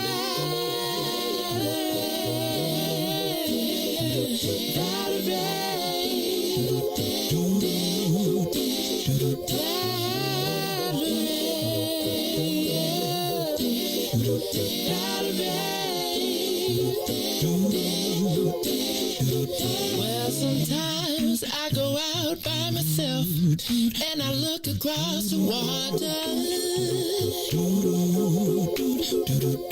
and I think of all the things what you're doing. In my head I paint a picture. Since I've come home, well, my body's been a mess, and I miss your ginger hair and the way you like to dress. Won't you come on over? Stop making a fool out of me. Why don't you come on over there? You are listening to the Maze Jackson Show. I'm your host, Maze Jackson. Got my man DJ Riis the Ruler in the building, and we are talking City Hall. What's going on in the Chicago Park District? And I want to segue that into. First of all, let me back up. Thank you again to everybody who came to the tailgate. Constance Foster. And I want to say this to not just Constance, but to all of our faithful viewers, watchers, listeners. If you ever hear us doing something and you don't have a way to get there, don't sit it out. Inbox us, text us. You are on Facebook every day. If you know you want to come and you can't get there, we will make accommodations to get you there and get you back home. Right? So, Constance, I don't never want you. You know, Constance, you get up every morning, you greet every single person that comes in the box. Riis, we would have sent Riis to come get you. And I'm telling you, Chemo Sabi, big balling is my hobby, would have put and he had his big car yesterday, too. He was rolling with the beef, filled it up, gas, everything. But I need for y'all to know, like that's the whole point. Like, you're not here by yourself. And part of yesterday was about you being able to look around and see that you ain't the only one. Sometimes you think you're the only one, and you're not. So I just want to make sure that y'all, if y'all ever are stuck like that, inbox, text, tweet, whatever it is, but we will come get you. And Constance, I would have came and got you. So just know that. Don't say what you feel till you ask us, till you say, and you know what? That's one of the things that we need to do on our WIIFTBP. We need to do a better job is managing our seniors and making sure that they're okay. All right, y'all. Mace Jackson Show. I want to go back to, man, ECCSC got a fleet. You would have felt safe, too. They'd have picked you up in a caravan. Anyway, I want to go back to this what's going on at the Park District. And then I want to also add into the fact that, did you all hear that Joe Ferguson's last day is the 15th of October? Mayor Lori Lightfoot is not going to renew his contract. And so guess what he's doing on October 15th, Riis? I need you to guess. You ain't look at the paper, did you? You looked at the paper. Don't look at the paper. I ain't look at the paper. What you think you're doing on the 15th? So if you was, remember we talked about on your last day of work, if you know you about to get fired, what you doing on your last day of work when you about to get fired? Everybody go or something. What he gonna do? He's going to release the Anjanette Young report. All the emails, all the lawyer stuff. So like on the last day, instead he can't kick nothing over. So you know what he doing? He get ready to tell it all. He finna be like, I'm telling it all, everything on the 15th. So I'm just telling you, on the 15th, I can't wait to see the report because that's his last day. And he said, on my last day, y'all got questions about what happened to Anjanette Young? And it got me to thinking, Riis, I don't know that the mayor has any allies left. Like, so let's go back. If, you know how y'all used to always be like, anytime Rahm said something, whether it was the school board or any of the boards, they always did what he wanted them to do.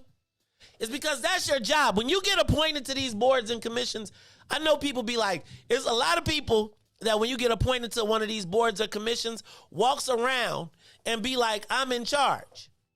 And we give them all the props. But the reality is your job when you get appointed to a board by the mayor is that when they call you, you got to make the move. So, yeah, you could pick. You get to pick a little couple things. Like you can get who gets the pencils, who gets the pens, who get the paper contract or something like that. But when it's a big decision, the head of governmental affairs from the city calls the head of governmental affairs or the head of that agency or department commissioner and says, this is what we'd like to see happen. Now, you ain't got to do what we tell you to do, but if you want to stay appointed, you can. You're going to do what we ask you to do. And that is generally the understanding. Does that make sense? Like if I put you in the spot, I don't put you in the spot to screw me when I need you to screw me. So basically what's supposed to happen is there's supposed to be a call from, if Mike Kelly not going to resign, then there's supposed to be a call from the mayor's office to the chairman of the board that says, look, y'all call a closed session and y'all going to whack dude and I'm going to keep my hands clean. Well, you know what they said? You want to do the dirt? You got to do it yourself. We not whacking them. Now, this is all in the midst of allegations of a sex assault. So this can't end well for anybody on the side of Mike Kelly right now. Now, and let me say this. I always said that I told y'all before, Mike Kelly has always been helpful and he built his infrastructure around black folks. Now, my big concern with all of this is not Mike Kelly so much as what happens to that black infrastructure that's there because, every single time we get pulled out of a spot, then somebody else gets there. But what happens when your board rebels against you? When your board won't do what you need them to do, what happens? It seemed to me that the board basically said, who gonna check me, boo?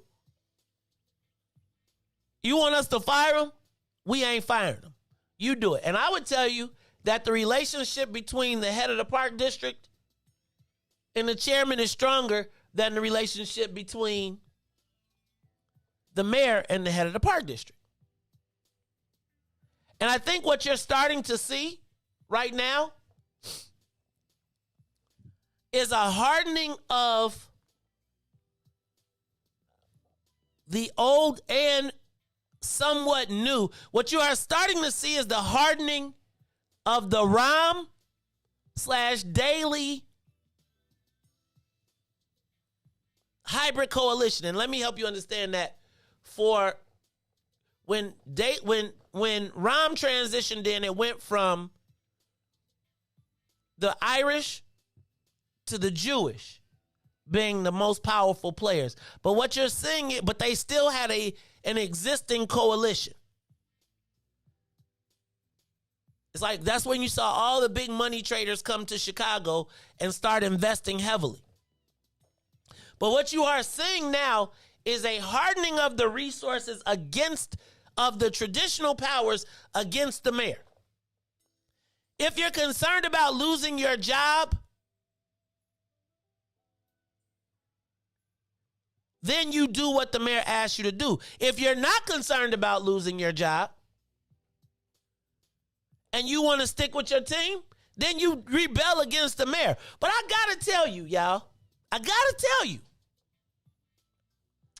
I do not believe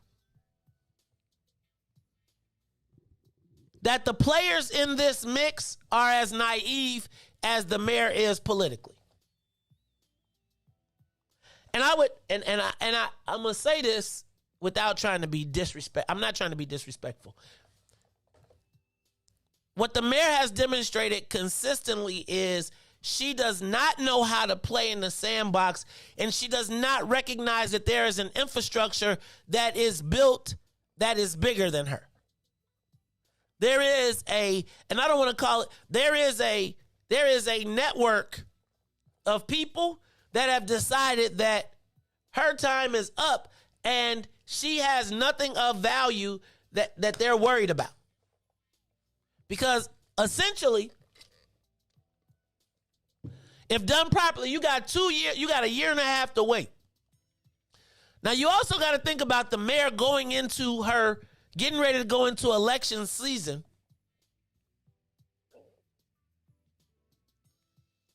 with almost everybody against her.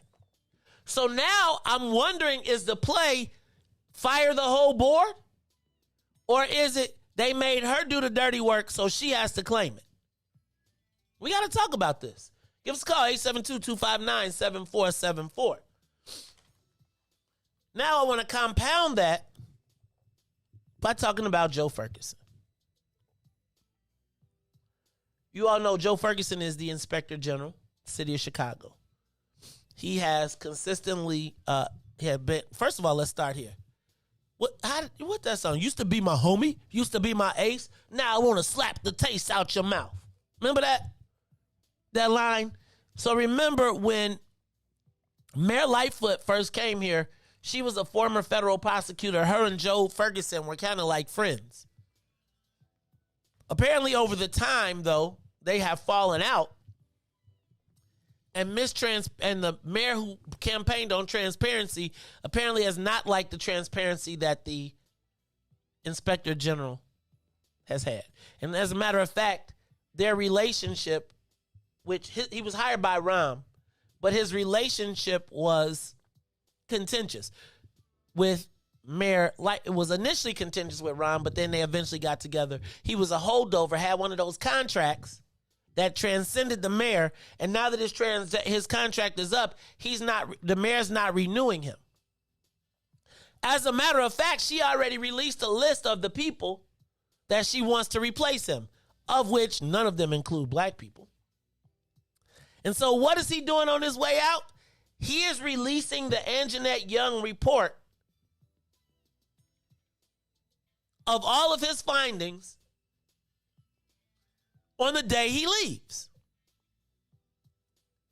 Talk about throwing a bomb and walking away. Let me ask you a question. Well, first of all, I think y'all already forgot Anjanette Young. That's what I think. I think that the mayor has counted on the fact that y'all will forget the pain and plight of every Negro. And I'm going to tell y'all how I know y'all will forget, because I'm going to talk about some stuff that happened yesterday. And I think the mayor is convinced that woman is not a big play. Y'all, and quite frankly, it's gone away. Don't nobody talk about Anjanette Young no more. Y'all, Lori come in the room and y'all forgot all about that. Black women, black everything. And I think she's counting on that. But I got to ask you now, who does the mayor have left? Who does the mayor have left? Now imagine on the 15th, he's gonna drop this Anjanette Young report. Now that means, remember the lawyer who got fired that the mayor told to walk away? Hey y'all, this all set up, right? Remember just 2 weeks ago, the attorney Mark Fleisman said that him and the mayor met in the park and then got in his car and he didn't get the job work that he was supposed to. And remember, he said he didn't do it. Guys, ladies and gentlemen, I have a feeling that this report is going to be bombastic. And then Joe Ferguson walks away. So he walks away and leaves this bomb in the mayor's lap. Now, y'all got to remember Anjanette Young. But remember when the corporation counsel, remember the mayor was on the team of the corporation counsel. She was like, I know that judge. Remember, they were suing Anjanette Young to not allow her to be able to see her own videotapes. Remember, the inspector general has his subpoena power. Remember that the attorney just got through telling us that the mayor promised him legal work. Remember, she forwarded his letter from the Board of Ethics to the legal department as an FYI. Again, you can't say it, so you send the FYI. But again, sloppiness, you don't send it from the mayor's office. Your head of intergovernmental affairs goes and says, let's give this man some work. This mayor has put everything in writing. You're supposed to tell Maurice Clausen, Maurice, Fleisman did a good job. He fell on his sword. But see, here's part of the reason that probably Mike Kelly and none of them have fallen on their sword for the mayor, because the mayor doesn't understand how it works and doesn't keep her word.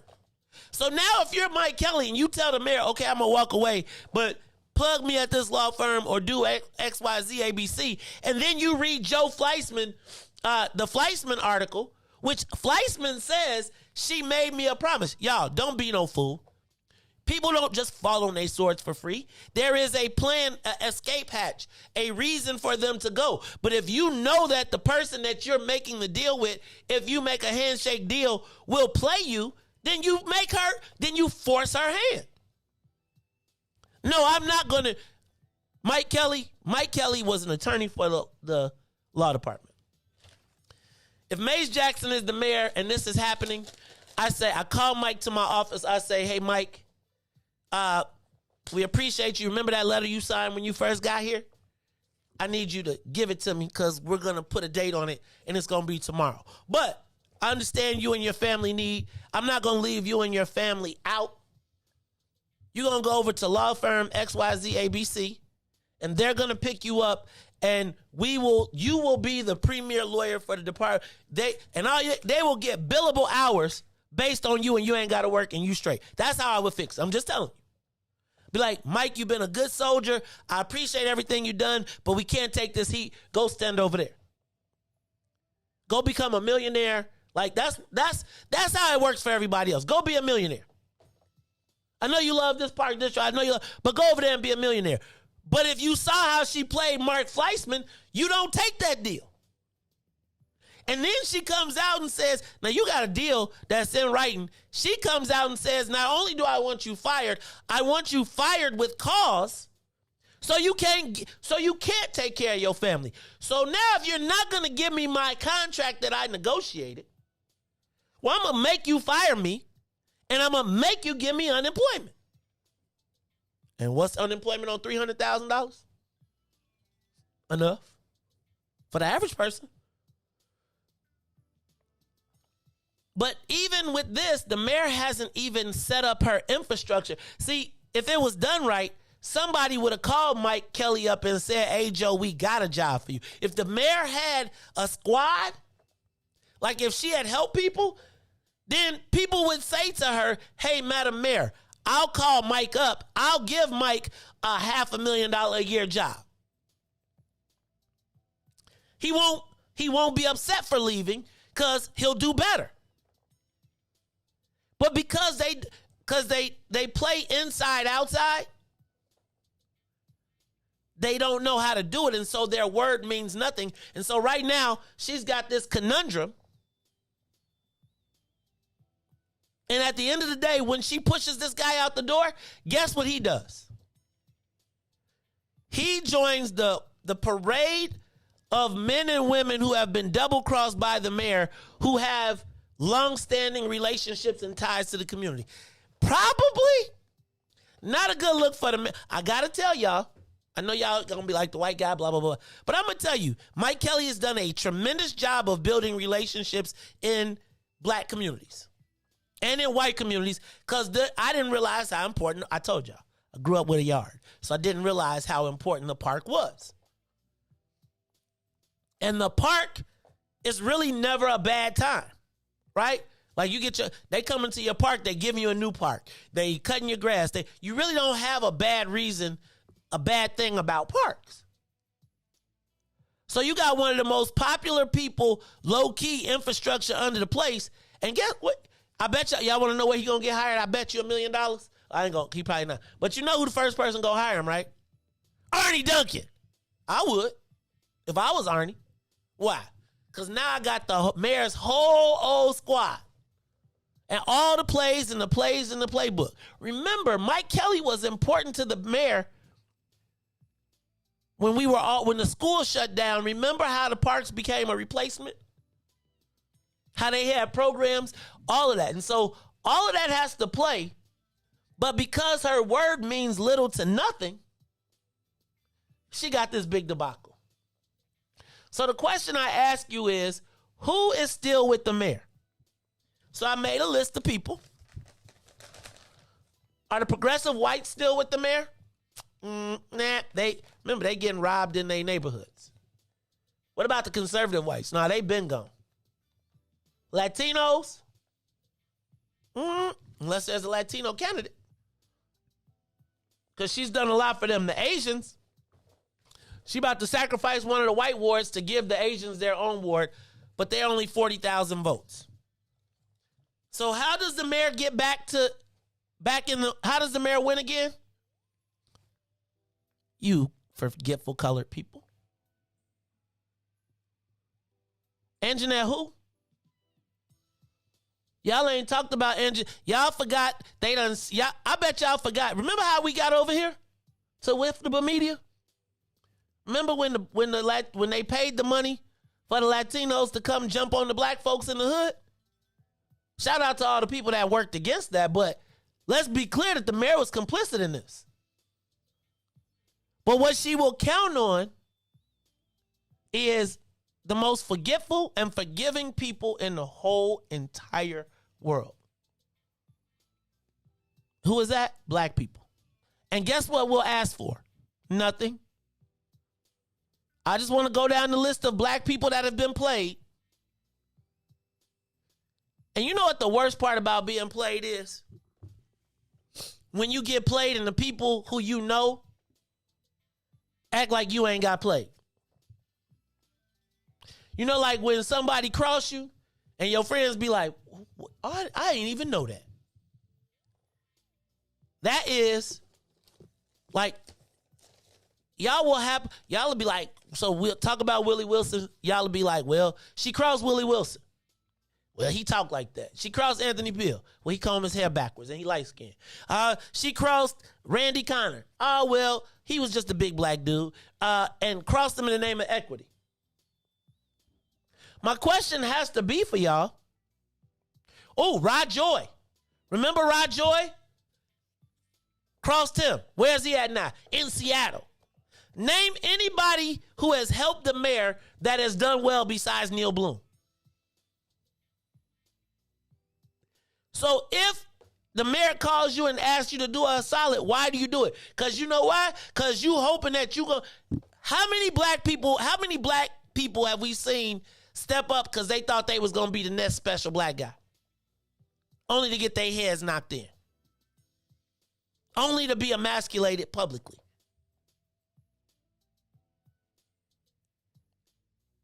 I know. This why I don't have no friends. Because y'all be mad at me for looking out for y'all. Because you would rather forget and pretend like it didn't happen and hope that this is going to be different. But I got to tell y'all, it's the same pattern every single time.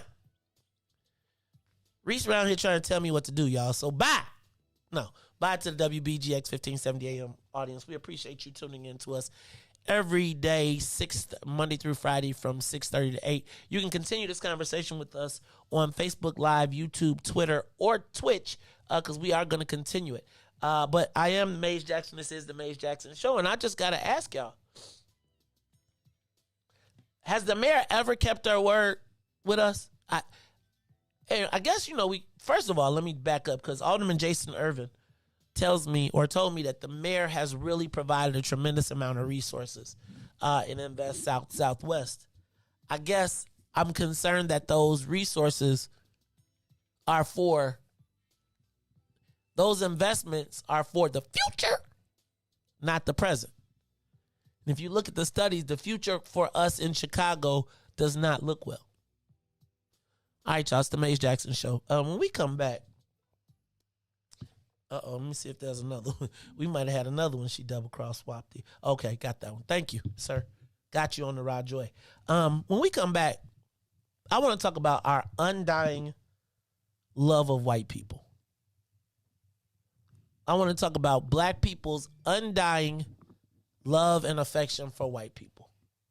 It's the Maze Jackson Show. We'll talk about it more when we come back. Y'all gonna want to hear this conversation. Because I don't understand our desire, like our willingness, our desire to give away power, I feel like we're always trying to prove to white folks that we not that bad. Even as they reaffirm that they are that bad when it comes to us. I'm going to talk to you about some experiences I had yesterday. Really, because I want to get y'all opinion. This is not a diss. It is just a way that I view things sometimes that I think I'm crazy talking to people. It's the Maze Jackson Show. We'll be back. The Maze Jackson Show. We'll be back after this break. WIIFTBP. Oh, man. They done messed around and gave New Era Chicago their own radio show. What they do that for? You done messed up! So what we doing, bro? Man, we talk about power. Did you say power? Not rights and equality, but power. We ain't begging, we building. In that order, Chicago, and we got dope segments. Hey, yo, sis, holla at them. Peace and love, family. It's Sister E of New Era Chicago in the building, dropping the statistics, holistics, and of course the ballistics. Good for the mind, body, and the soul. Let's get it, family. And this your boy D Cook coming with straight facts. If you don't know, now you know. And this is your other sister, Omo Oya Music, coming in peace, love, and light, getting real with my people so we can quit with the bull spit. And this brother E, and I'm gonna wrap it up with the power surge. Listen, it's going down every Wednesday night, 5 to 6 p.m. Tell a friend to tell a friend. It's the Black Power Hour, New Era Chicago Radio on What's in It for the Black People Media. All power to the people. All power to the people. All love it. Yeah, I love being black.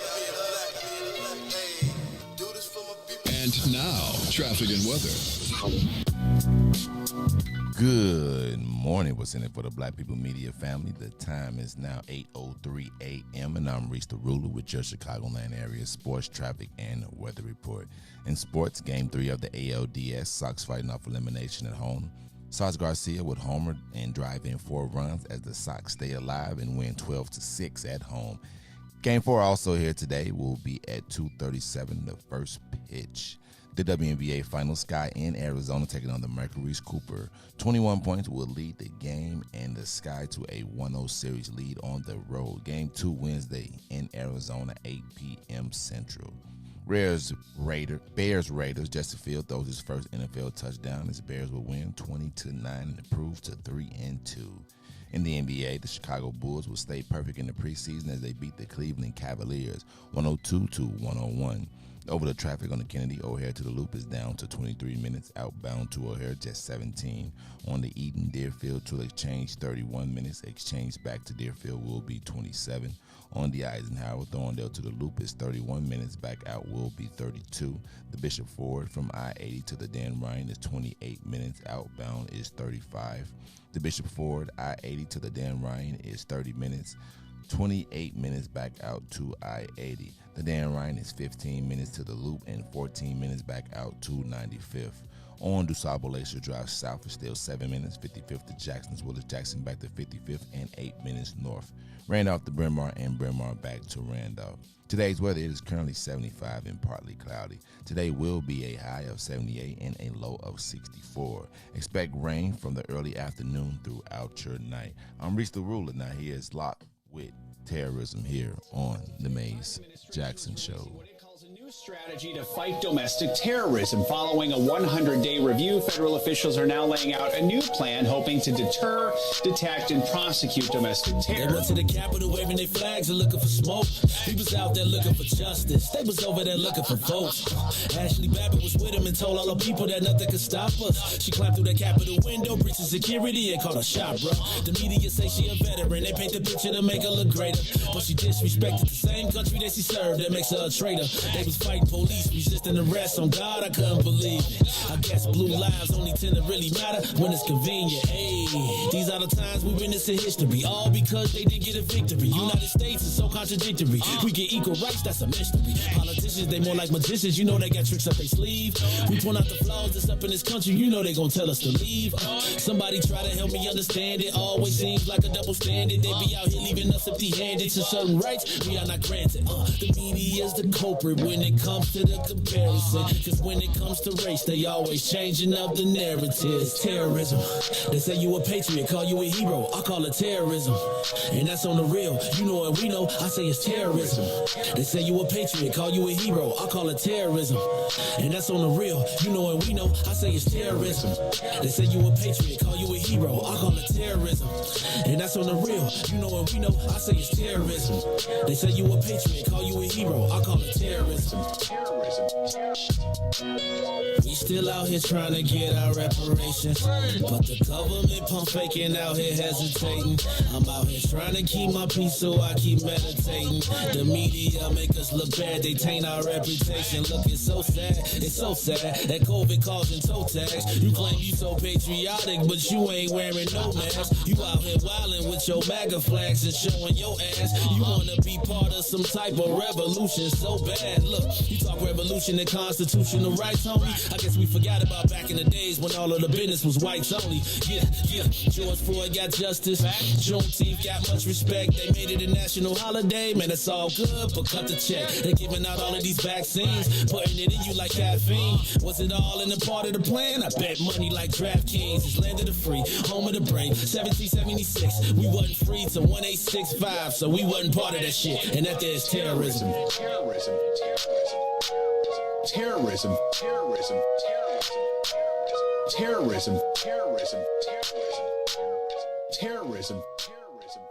Back to the Maze Jackson Show.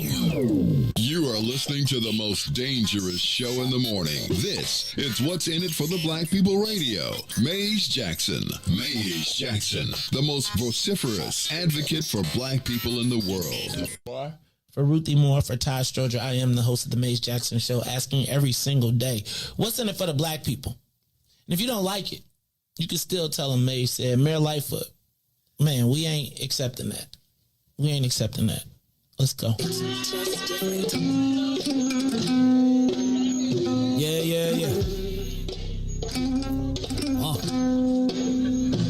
Let's get down to business and go ahead and address the facts, man. Lightfoot seems more lesbian than black. Rahm Emanuel's another case. He was just as tired. 50 closed schools left much to be desired. Police had Anjanette naked on that body cam. They suppressed the footage so it couldn't touch a lot of hands. Reminds me of that 16 shots in that cover-up. Both of them similar, so I went and dug it up. George Floyd killed, a lot of riots happened in the town. Southside burned and they wouldn't let them bridges down. Grandmother sick, need a prescription and plus a couple groceries. You gon' have to travel just to get it now. COVID-19 out here shutting all the business down. Not enough SBA loans to even give around. So many failed businesses that you could put them in the pile. If you don't survive the pandemic, it's gon' sit you down. We sing, dance, play ball, entertain, and crack jokes. Government infested black neighborhoods with crack smoke. System that milked us so bad, we got lactose. Still trying to find out what's in it for us black folks. We sing, dance, play ball, entertain, and crack jokes. Government infested black neighborhoods with crack smoke. System that milked us so bad, we got lactose. Still trying to find out what's in it for us black folks. Shout out to Willie Wilson, hope one day you get to send it.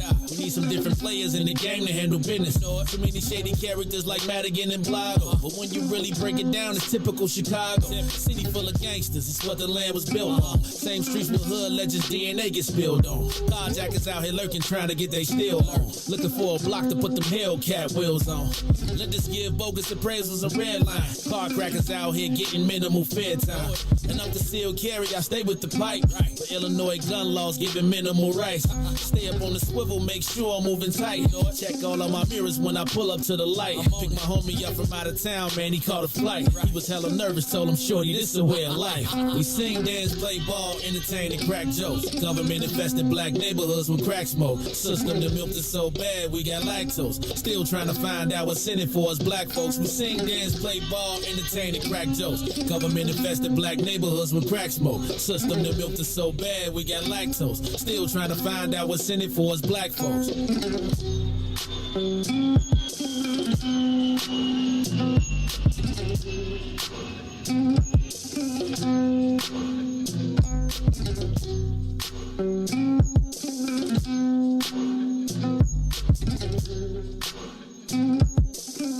Wake up, Chicago! Wake up, world. I'm going to tell y'all, I wasn't planning on coming today. Riis, it's the Maze Jackson show. And I was thinking we could sleep in. And then as I was going up to my bed, I heard we only Christopher, we celebrate as Wallace. As I was walking up the steps, and I was thinking to myself, I don't feel that bad. And when the alarm went off this morning, I was like, okay, if I can wake up, and I was up before the alarm, so I was like, I'm coming to the station this morning. And if DJ Riis the ruler don't join me, but I knew Riis was gonna come. I just knew if I put the bat signal up, I just got this feeling Riis will be there. He might come in here, a little sleep in his eyes, the whole thing. Look, I was sitting down, I was all ready to start the music and be ready to sit down in my chair, and here come Riis clicking the door. Oh, morning, man. What's up, Riis? So we here, y'all. I'm here, man. You know what? It's kind of flying by, man. You know, and then I look at it, man, like the road's clear. So like I'll be back home. So it wasn't too bad, you know. I only got a couple hours of sleep, but like I'm up. So you know, that's how I feel. Like I can't, like I could be laying there, and it's like yesterday I woke up a little early. That's actually how we got ahead of the game. If the cook would have been there, we would have been extra here. Cause you saw I was up early. I had the tape parking lot roped off. When you pulled up, you was like, "Hey, cuz you got the hope, right?" I was surprised so many. Like I just knew like when I came, like, all right, I'm gonna give me a slot, but I was like, oh wow.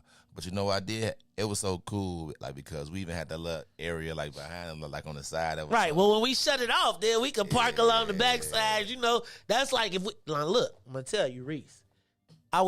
We was gonna have the What's in It for the Black People concert in that lot. Right? Rope that lot off, just take that whole back lot. You can't even come back there except to walk. And turn the whole thing, put a stage, and be the whole thing. Yeah, we gotta do that. Next summer, yo. Next summer. But I think we might have to tailgate out there a couple more times for it. Like, you gotta look into that bus, though. Oh, the bus. I'm telling you, that bus gonna be off the change. I was so let me say this. I was pleasantly surprised at the turnout. I don't know that I thought that we would be able to fill up all the slots, but we filled up all the slots and actually ran out of slots. I was like, give me 50, right? 50 slots gone. Boom. And so Riis says, And one of the best things about the What's in It for the Black People cookout to me is, you know how black people be like, they be seeing stuff, they be smelling stuff, but you know you be standing on the side, you be like, how much them hamburgers? How much them hot dogs? Free? Wait, it's free? Yep. People was walking up, free? Man, how much the lamb? Bob Israel showed up with the lamb. He brought a half a leg. Look, so he show up with the lamb. Like, people like, you mean I could get some of that? And then everybody brought all of their other stuff. Man, did you see Chef David Blackman brought out a wok steam bun maker thing? He was like on some, I hit him up. I said, Chef, I want you to come out. He said, I'm going to do some bougie stuff. Dumplings? Who eats dumplings? Let me tell you what, he had a line. Don't get me started talking about Tanya cake. I'm running around here slow this morning because of that damn cake. Woo! And who had the Jell-O shots? Okay, did y'all see the bag of Jell-O shots? Those Jell-O shots, I think they put a whole shot of tequila. I don't even know how they got hard. Because I feel like you can't freeze alcohol, and them Jell-O shots was off the chain. Riis, it was a time of fellowship,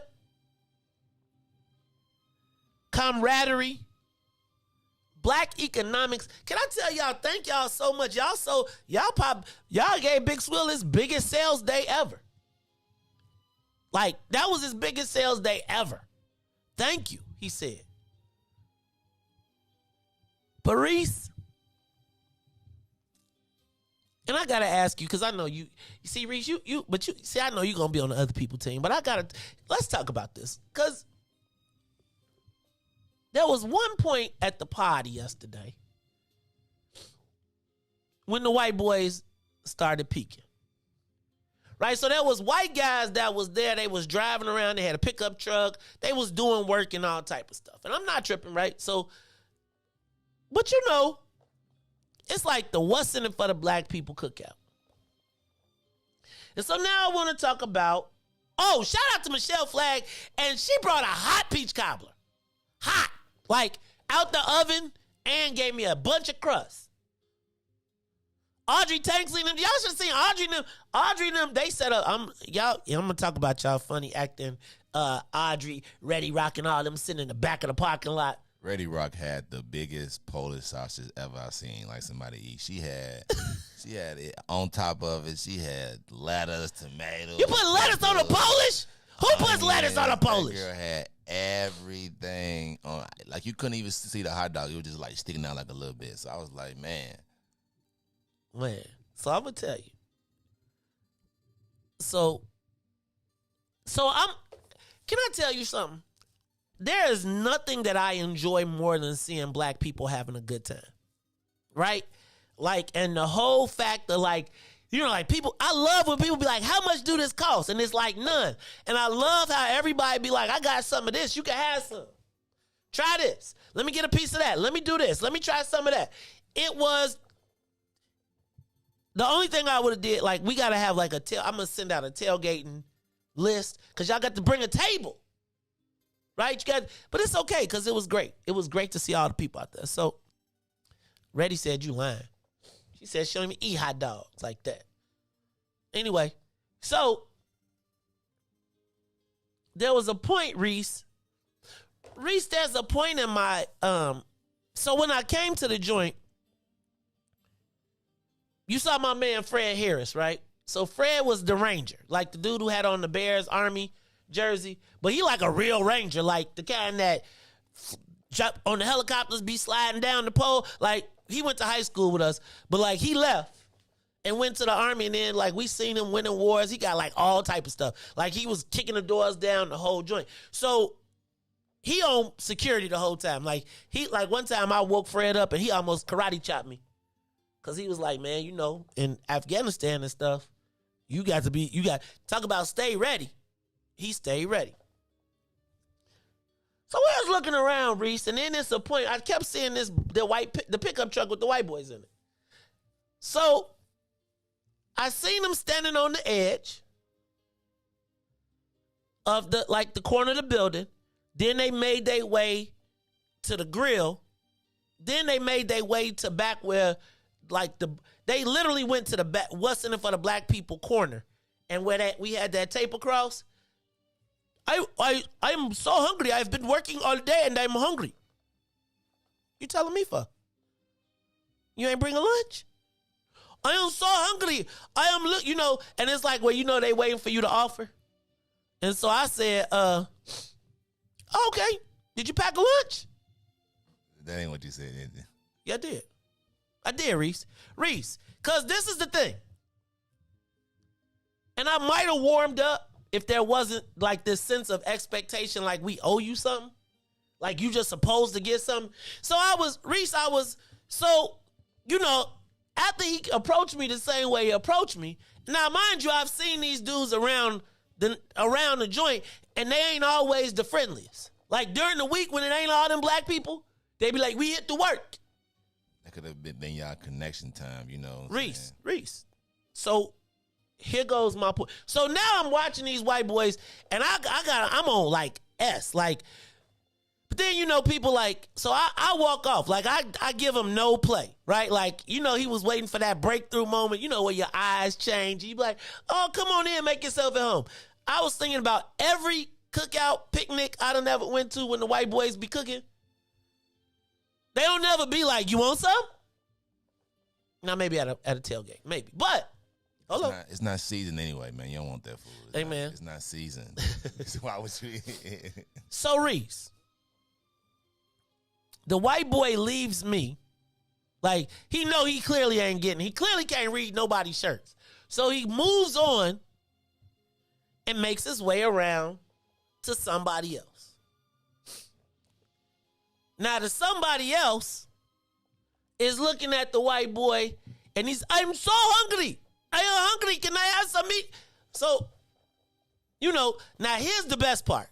Because now I went to go sit down with New Era Chicago, right? So we just over there chilling, whatever. And I see my Sister E, like. And I turn and look at the white boy, right? And she like, yeah, what is he doing? What is he doing? And I was like, why does he not understand this ain't for him? This is not your party. You are here to work. This ain't your party. And I'm feeling a certain way because I just basically told you no. So you make your way around to the black folks who, as we do all the time, was like, you want to eat? Here. They start piling his plate up. Dude go get a plate. He go get his boy. His boy come back. They get a plate. They wrap it up. They put it in the car. They don't sit with nobody. They don't come into our space and say, may I join you? May I fellowship? Give me mine to go because I'm not messing with y'all, right? Like, it's one thing if they rolled up, hello, how are you? They didn't go in the store. They didn't buy nothing. They didn't bring nothing. They just felt like they were supposed to get something. Now, I'm watching the black. So me, now all New Era, everybody got their eyes on these dudes because we like security threat. Like, this the blackest place. It's two white boys, and we are bending our asses over to make sure that they're comfortable, that they get food, that they get to take food, not even sit with us, take it to their car, and leave with it. So, like, New Era, like, look, the New Era people like, dang, I mean, how much is he gonna get? Like, and then if you get some, you be like, just give me a hamburger, give me a hot. They would load it up his plate. I don't care how much food we got. I said until every black person in this universe eats, then we'll pass out the food. Ribs? I'm like, wait, y'all ain't getting burgers? Y'all getting hot dogs? So let me tell you. So I walk over and I say, hey, fam. Mind you, I'm paying for all the stuff. Why we feeding them?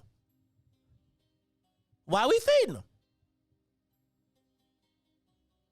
Now, and part of it is, you asked me, I didn't say yes, so you're going to go find another Negro, and another Negro says yes.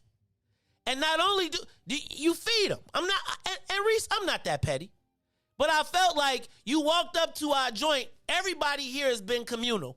You're going to take from us and not put nothing back. So let me go back. So afterwards, I go to the brothers and I be like, Femo, this the what's in it for the black people cookout. What's going on with the white boys and why they got plates and why they going on? Do y'all know that they snapped on me? Like, man, why we can't, man, the man can't eat. It's like, we can't be like that. I said, this is the what's in it for the black people cookout. And I was like, so the white boys came over here. They got whatever they want to eat. And we're accommodating them. Do you know they talk, well, I got white blood in me. You got white blood in you. We all been slaves. We gotta be kind to everybody. And I said to myself, now mind you, this is how we always operate. So if I come to you and I'm like, cuz, how we taking care of dude and them and everybody here ain't ate yet?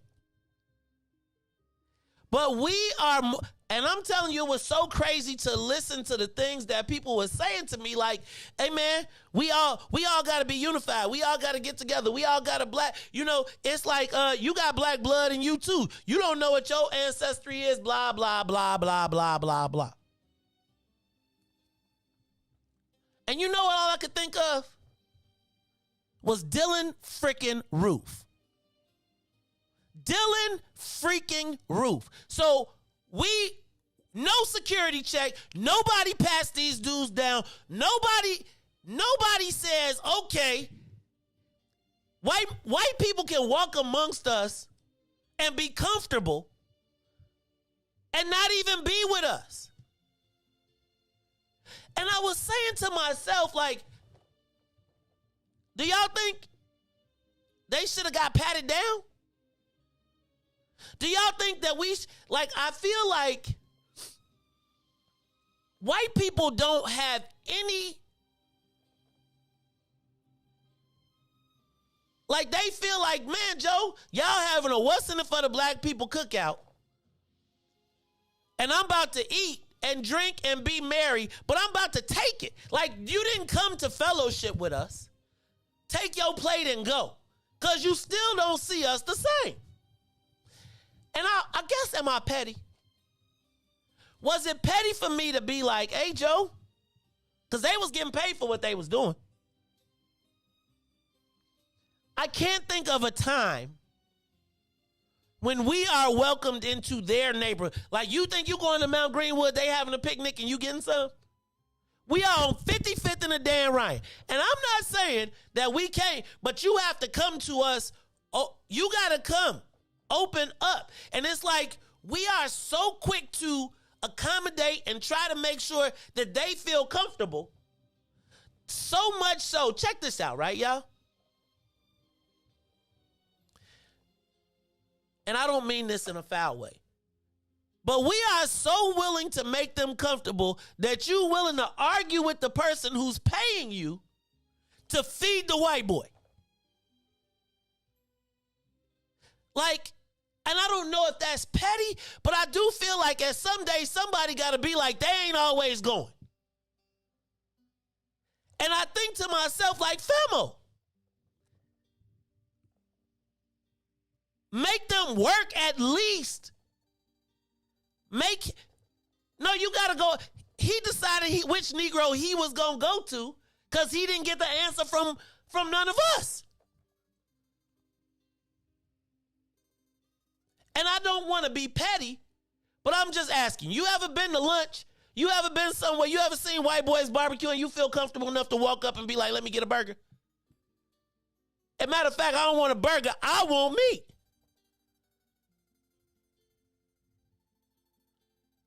And I feel like this willingness to accommodate white folks, even in our own space. Like, yo, cuz, we got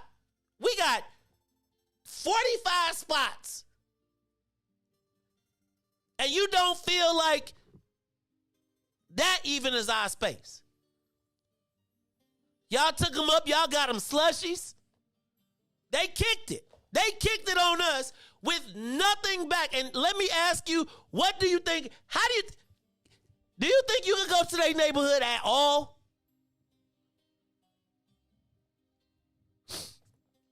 And I'm gonna tell y'all, I'm so not petty.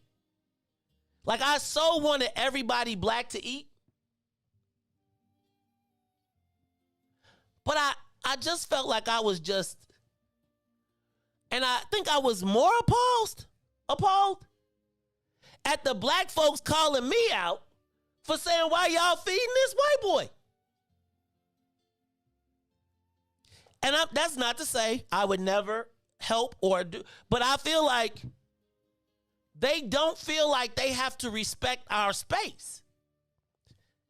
And it's just like that. Remember when Dylan Roof came to a black church to pray? You gotta act like the only people that was on like, let me not say the only people that was on security, because I feel like all of us was watching them. But it's like, and I don't always got, why I always got to be the bad guy? Right? Like, yo, cuz we don't know you. Who are you? What are you doing in this space? And our lack of that is how we get hurt. Our lack of that is how we you wonder how everybody had their eyes closed and this white boy pull out the pistol and shoot everybody? Because we so quick to accommodate them without even a question. Like, hey, Joe, who are you? How are you over here? What are you doing? We can make the assumption, every movie I've seen, the hitman never dresses like the hitman. You know what he dressed like? The painter. He dressed like the worker. And we watch all of these things happen. And then the night after the Deontay Wilder fight, oh, hell no, you can't get nothing to eat. What you think they was doing when the fight happened? Who you think they was clapping for? What you think they words were? And it's that does not mean that I walk around being hateful or nothing, but I just was so amazed at the willingness to accommodate these white people that we don't even know. Like, there should be a point when white people should be uncomfortable in our presence. You know what you did. You know what you're doing. And knowing what you did, what you're doing, you still be like, what the? Like the ultimate ops walks right through your joint. Y'all attacked me and fed them. Hey, I got a real, like, a serious question. Do you think it's mentally in our mind from being slaves that we so used to accommodating? If you really, Yes. like, saying, like, slavery, when somebody come, they used to, what I'm saying, like, you used to go and accommodating our parents, our grandparents, like, because to be honest with you, I can honestly say being raised from my grandmother is, without thinking it out like the way you thought about it, you know what I'm saying? Well, I guess me per se, I wouldn't have gave it away because it was free. But if it was some, because I didn't pay for it, you know what I'm saying? But if it was something that maybe I was incorporated with or something, like doing, like, and I, like, put, like, you know what I'm saying? I probably wouldn't have gave him a big plate, but I guess you know what I'm saying, like the way I was raised. But then think about it is from my grandmother, you know what I'm saying? She raised me, so she can only be taught from who raised her. So when the white folks come in the room, black folks feel the need to accommodate, period. And my point is, make them be as uncomfortable as you do. How many times do you walk into a room and they will let your ass be in a room by yourself and not say a freaking word and then be like, who you know here? How many times have you been hurt, harmed, or endangered? And I'm not saying we even had to do nothing bad. Like, sometimes you can just be freaking quiet. They wouldn't have fed us for sure. They would not have. They would look at us like, they would have been like, man, if you don't get away from my post, could kill Bassa. They would have been like, yeah. But my point is, it's like, yo, cuz, think about the gravity of this, though.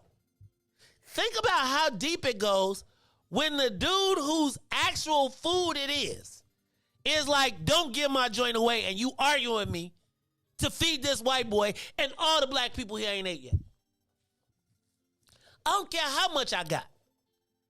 I want if everybody black here needs to take a plate home or 5 plates or feed their kids at the crib with what we got, that's what we do as what's in it for the black people. They would have bought a shirt. I don't know. Like they should have bought something. No support. None. Not one thing. They didn't even. You know what, Reese? If it's me and I smell something, I'll be like, "Can I give you $10 for the plate?" And then you gonna tell me no.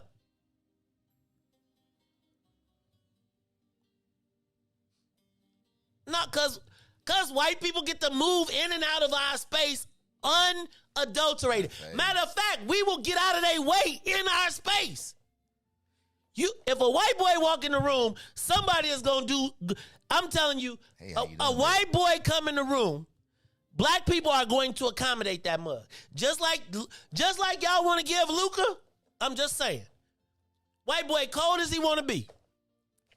I'll pick him to be on my team. But can I tell you who I'm not marketing at all? I'm taking bust 60 points a game, and the dude that he passing to, that's who I'm marketing. Now, if he want to go to Polska Kielbasa and they want to market him like in China or wherever else, you do that. But you don't get marketed on my land, on my money, on my time. And I'm not tripping on the brothers for giving away the food. My point is, it is so innate in us to accommodate them, to think less of ourselves, to want to get their approval, that even the employees who are the floor sweepers get better. Think about, you respected the floor. You respected the guy sweeping the floor more than you respected the brother who paid you. Imagine what it's like to be a black man in a space like that. And then when you say something to black people for their benefit, mugs be telling you, man, you got white blood in you. Not because my mama wanted it. Not because my grandmama wanted it. And I know it seems so petty, but it was just the flip of everybody, not everybody, but these people being like, and the punk didn't come back and give me no cigars. Then it's the Maze Jackson Show. Give us a call, 872-259-7474. We don't even let all the black people come to the barbecue. Hey, that's a fact. Y'all be voting to tell black people they can't come to the barbecue, and the white boys show up. You ain't never seen him, and he can eat. Hey, how you doing? What you want? Then you want him to prove, so he can be like, "Ooh, I had me some Negro greens and grits." Go to the phone lines. The Maze Jackson Show. Caller. Uh-oh. Hello, good morning. Hey, caller, how are you? I think it's Mike. Mike, what's up, man? Good. Thank you. Good. Yeah, this is Mike Hayes. How you doing? What up, Mike? I just want to go back a little bit. You mentioned about your event that you had yesterday on 55th Street. You said 3 ladies came in that was running for share. I just want to advise you, there's 15 people running for share. 15. First time this something ever happened, I know of. But I'm begging Kurt Ortiz for Cook County Sheriff. Don't call us up here. Bye. Don't call us up talking about the. All right. We just got through talking about this. Do you see what I'm saying? So here we are, right here in the midst of a black conversation, and a Negro call up here talk about some Ortiz. Lale, my brother, Lale. We are so quick to jump to the other side to be on. We want to be the special dude. Everybody, and can I tell you what though? Because this is what we've learned. That you learn to audition to be the special Negro on the other side in the case that you win, because then you be the Lord Negro over everybody. That's it. Calling up here to talk about his 15 people running. So black dude calls, what's in it for the black people, to tell us it's 15 people running for sheriff, and the black man calls us to tell us that he's supporting Mr. Ortiz. No shade to Mr. Ortiz, but do you understand what do you understand that? So you took our platform to go use it to raise up the white guy or the Latino guy. Meanwhile, Negro, next time you come up here talking about Aaron Ortiz, you better tell his ass to come up here with some money and advertise. You'll pimp the black joint, but I bet he'll run. I bet you, man, please. See this? Do you see what I'm saying? Do you understand? We have so much self-loathing in ourselves that we want to be the chief white boy. Y'all, I don't want to be petty about no damn plate. I don't want to be petty about a plate, but do y'all understand? This what make me want to leave y'all. This make me say, let me just go be. I done just had this whole tirade. This fool done went back to tell me about some other person that's other than black that we should figure it out.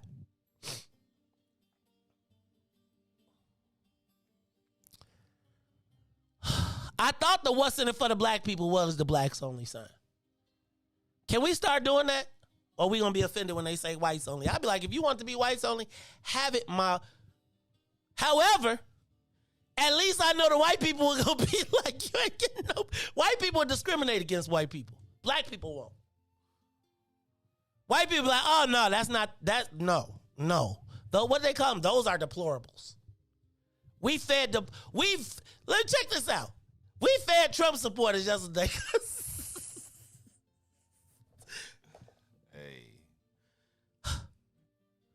Any other callers on there? What is our desire to overcompensate for white people? Huh? None?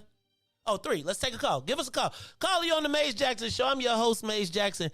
Am I petty over the plate? And don't say no Hispanic stuff or you get. Hey, man. Go ahead, man. Am I petty over this plate? My name is Diane. How you doing? Hey, Diane. How are you? I'm doing good. I haven't been listening for a while because I do follow you, but I haven't been able to listen to you. I have supported you in your network with the T-shirts and everything. But anyway, you are not petty. I don't know what it is with black people that they feel that they got to kiss the ASS of the white man every time they show up all around because I don't know, are we still in slavery and bondage or what? Our minds just won't get the fact that we need to do us. And I wanted to participate, but I wasn't able to because I have 2 grown handicapped young men that I take care of and we weren't able to get there. But I don't want you to give up. Keep on doing what you're doing because we will make you give up. But just hold on and stay in there and do what you do, Maze. It's just ridiculous how we act with one another. And you black people, you need to get your minds right. I don't know why y'all want the white man to be everywhere you are. They don't want you. Man. So just take care, Maze, and do your thing. Thank you. Do your thing. Thank you. I mean, I thought 55th in the damn Ryan. Y'all gonna they discovered us. They Columbused us yesterday. They Columbused our plates. They discovered. I mean, because they was like, oh, they're making soul food. They're making soul food, and we're going to go back and talk. And then we be like urban excursions for them, so they go back and tell tales. I mean, I had something green with something on it. Yes, and look at what they do with these collard greens. This is not kale. It's the Maze Jackson Show. Caller. You on the Maze Jackson Show. Am I petty, man? Because I just said, like, at the What's in it for the Black People cookout, how do the white people get a plate?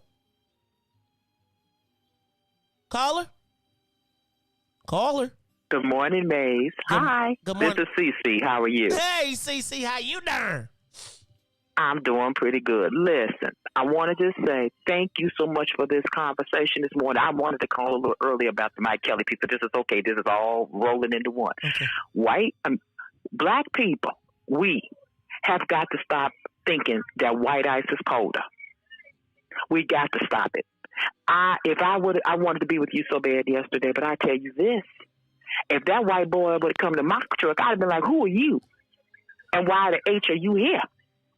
This is not for you. This is for what's in it for the black people. Last time I checked, you didn't look black. I would have checked them.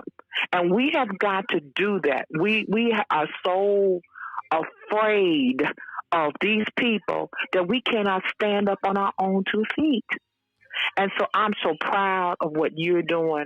And I just want you to continue on doing what you're doing because somebody has to do this for our people. And we ourselves have to be more responsible and stop thinking that we can't do things for ourselves, by ourselves, for the good of us.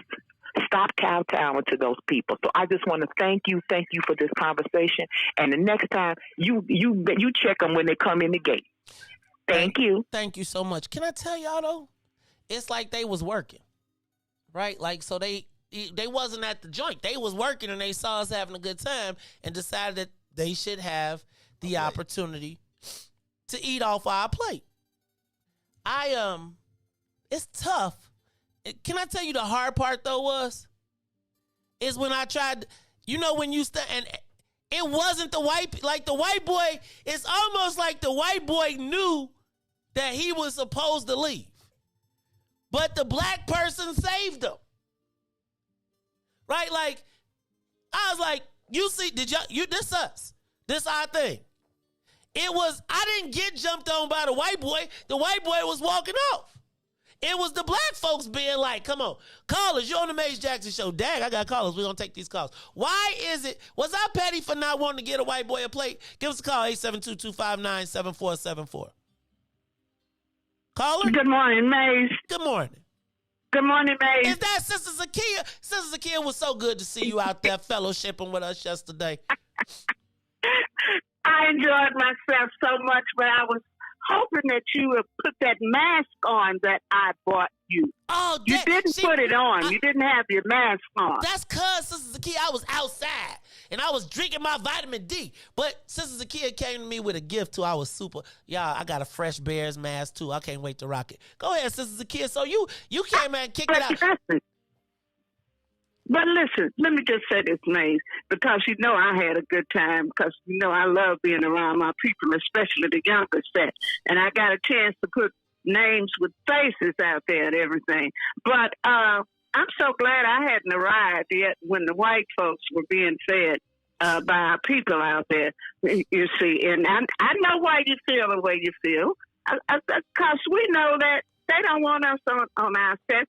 But remember, we still have black people that want white folks to love them and accept them. And they will go against you in a heartbeat. They will fight you over white folks because they love white folks. We got that kind of Negro still on our set. So, cool off, calm down, and we just have to get away from those kind of people, and maybe next time they won't come on the set because we got them out here. Either you go accept them or not invite them to the set. But I enjoyed myself. I was hoping the brother said he was going to give me a ride around the parking lot in that funny car out there that I like. Hey, Mike. But when I looked around here, Pookie, I'm going to make Pookie come get, I know exactly who it was. We going to make Pookie come on down here and get Sister Zakia a ride. That is Mike Brown. And Mike, don't make us come get you. We don't play about Sister Zakia. And what was so funny, though, was when Sister Zakia came in, she had her mask on, so people didn't know who she was. Right? And I was like, this Sister Zakia. She had a whole applause crowd. Like, it was like, woo! All right, y'all. Callers. Was I petty for not wanting to get a white boys a plate at the What's in It for the Black People cookout? Give us a call, 872-259-7474. Caller, are you there? Hello? What's going on, Maze? This James A, man. What up, James? Man, let me tell you. Boy, you took the words right out of my mouth, man. Let me tell you, I was trying to make it yesterday also, but I'm too busy trying to get ready for the What's in It for the Black People car show. Oh, so, we almost had that too. Yeah, with that being said, man, dude, we still got that Stockholm syndrome, bro. We still begging to be accepted. We mentally begging to be accepted. Oh, well, they're gonna give us a fair shake this time. Ooh, we see them. They're gonna want us to come with them, dude. They showing us every day. George Floyd didn't teach nobody nothing. The crippled guy who just got dragged out of his car by the cops ain't showed him nothing. We still doing the same stuff. We shall overcome. Martin Luther King, we ain't overcoming nothing. We still being overcome. Man. Yes, caller. Yes. It drives me nuts, man. That was, when the dude said to me, I got white blood in me too. You got white blood. I was like, as black as I am, I know are we saying this with a sense of pride?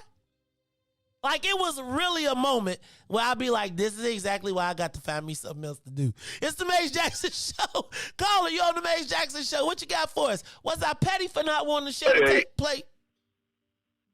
No, sir, man. And listen, I want to just I've been following you a minute, when you was at the other spot. And followed you over here, and what you're doing for our people, man, is you're basically enlightening us on where we're at, and as it relates to white people. And what's important, we need to understand, if we went to their party, they wouldn't give us no plate. So, hell, no, you were good. You were good. Let them get their own, Thank you, caller, because y'all got me feeling That's super why I look petty. at it. I felt super petty. Like, people is making me feel like sort of super petty. But I just, like, hey, cuz, I swear to God, I wish I could have put a smoke signal up and every kid within 4 mile or a mile from there could have came and got them a free hamburger, a free hot dog, or whatever. And the food that we have that is left over is going right now to Martin Temple. Y'all can go over there to help them pass it out. But that food that we had left was going to feed black people. Like, we raised money, food, and everything for ourselves. Like, we didn't go get no white people. We didn't ask for a sponsor. Everything that happened was our own collective. And we opened the door for it. And I'm not saying that these two guys were it, but it's that welcoming experience that creates the Dylan Roof moment. I.e., while we all fellowship and got our heads down praying for God, you invite the devil in.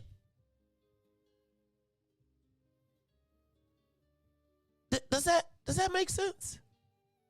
It's the Maze Jackson Show. Let me go to this caller. Caller, you on the Maze Jackson Show. I don't really want to be petty, but I did feel some kind of way about, like, the what's in it for the black people feeding white folks on our day. Caller, am I petty? Caller, are you there? Good morning. Is this for me? This is Paris. Hey, Paris. Hi. Good morning, guys. Riis and Maze. No, you were not petty whatsoever. In fact, I agree with you 110%. I feel like, man, you should have prepped your team to be like, look, for those that come over there that don't look like us, don't celebrate with us, may look like, man, this is a fundraiser. So in order to get, you got to give. This is a fundraiser. We got T-shirts over here. There's the donation box over there. Hey, go ahead and donate, and we can fellowship. We can do this. So I wouldn't turn them away, but they wouldn't be able to walk away with nothing. Ooh, you walk away like with Riis. something for nothing. Riis be like, let's get that money. Absolutely not. Yes, because I mean, at the end of the day, it's about what's in it for the black people, and the more money we have coming to groups and organizations like yours, the more black people are better off. So no, you ain't gonna be able to come in and just get whatever you want off of us for free. Negative. Thank you, Paris, because y'all got me. I was feeling a kind of way yesterday. Like, I had to go sit it off. I had to go, literally, I went and sat down for a minute because I was like, I'm clearly taking this too seriously. Clearly. Because people was looking at me like, what? Are you really not about to get these white boys a plate? I really wanted them to go home with a story like, we went to a black event and they would not give us a plate.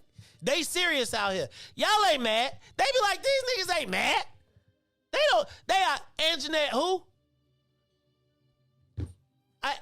Do y'all understand when I see the white boys walking up, I see Dylan Roof?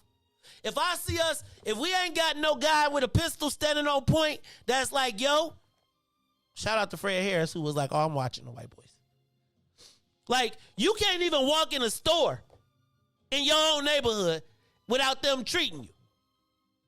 They come to your neighborhood, you want a plate? Same people be following you. Let's go to the callers. Callers, talk to me. Am I petty because I didn't want to get them a plate at the What's in it for the white people plates at the What's in it for the black people cookout? Turn your thing in the back now. Good morning, man. Turn it down. Turn it down in the back. Can you hear me? Yeah, but you got to turn me down in the back. Whenever you listening to me, you got to turn that down. I do better than that. Yeah. You got to turn your radio down. I do better than that. Thank you. Okay, it's all. Okay. Good morning, everyone.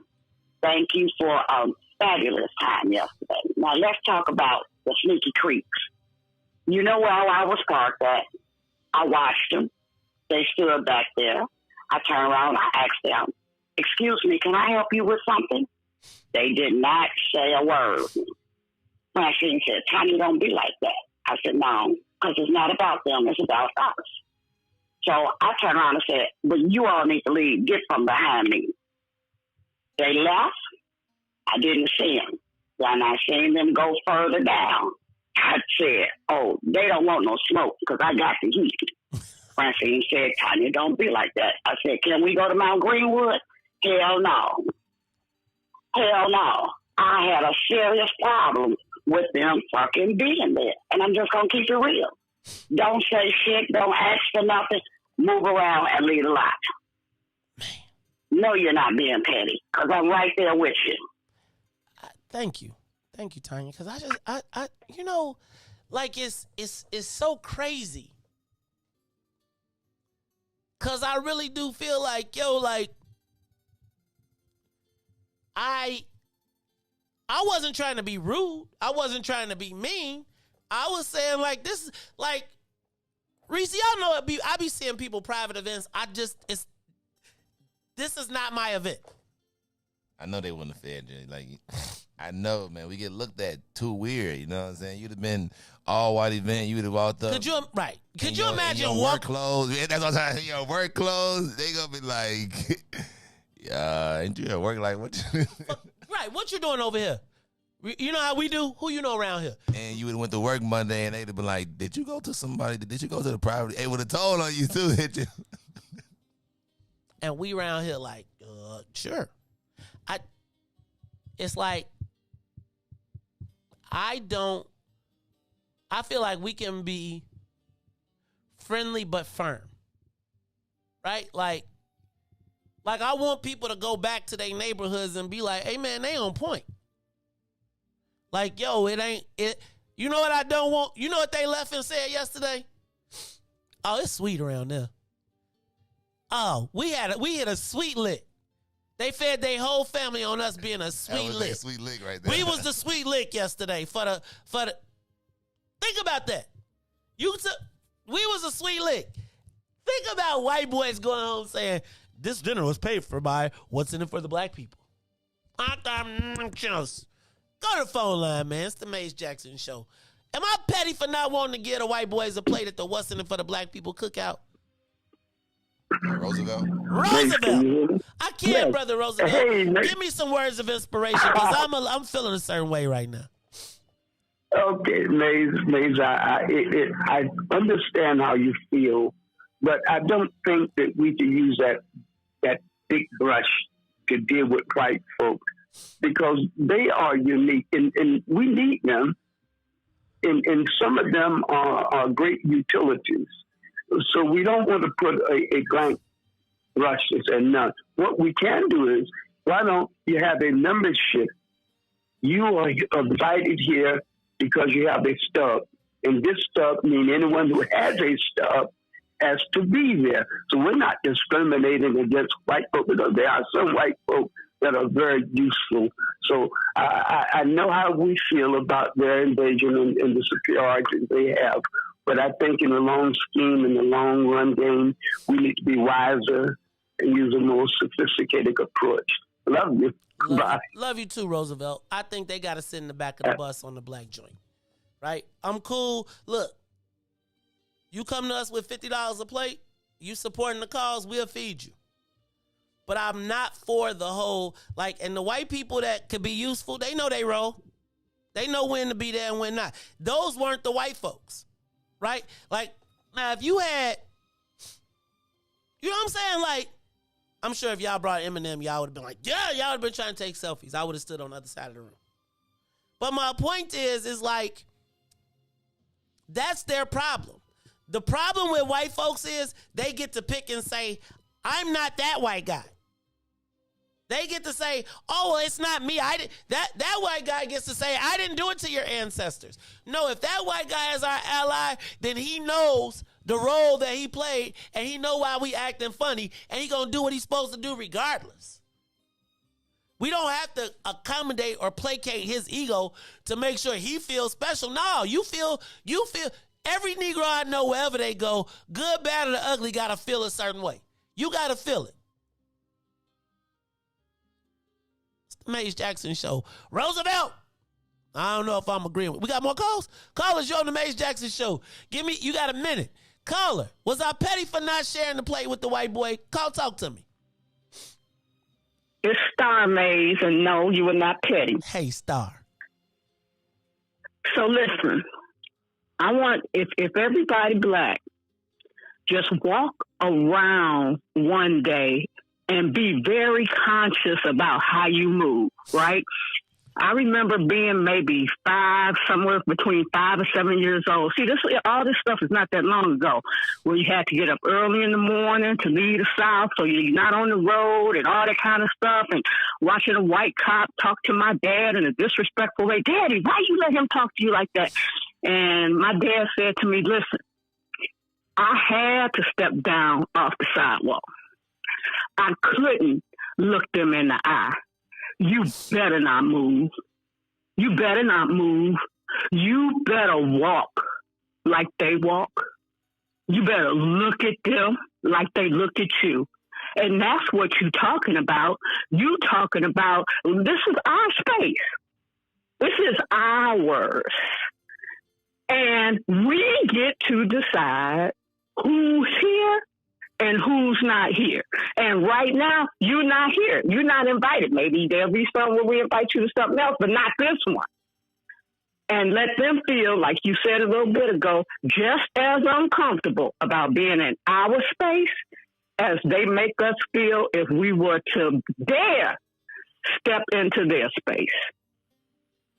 Thank you. That's all I got. Thank you, Star. I just want to think about it. Could y'all pitch y'all? I'm going to take those 2 calls and then we're going to wrap this. But could you imagine if you went to go pinch your tent in Mount Greenwood? Hey, man, you got to tell me. I told you, and I was in college, man, I'll be short. The first time I ever walked on the same side of the street and like a white person didn't walk across the street and clench their purse was college. Like, I was just so like used to that downtown. Like, lady, if I wanted to rob you, I would just walk across the street with you. You know what I'm saying? Like, what is you doing that? It's not going to stop, you know, like. Oh, God. Let's go to the phone lines. You're on the Maze Jackson Show. Was I petty for not wanting to share the plate with the white boys?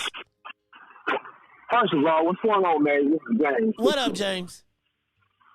Hey, man, I'm sorry I couldn't make it yesterday, but I'm going to ask a question. If this going to happen again, are you going to do this again? The cookout.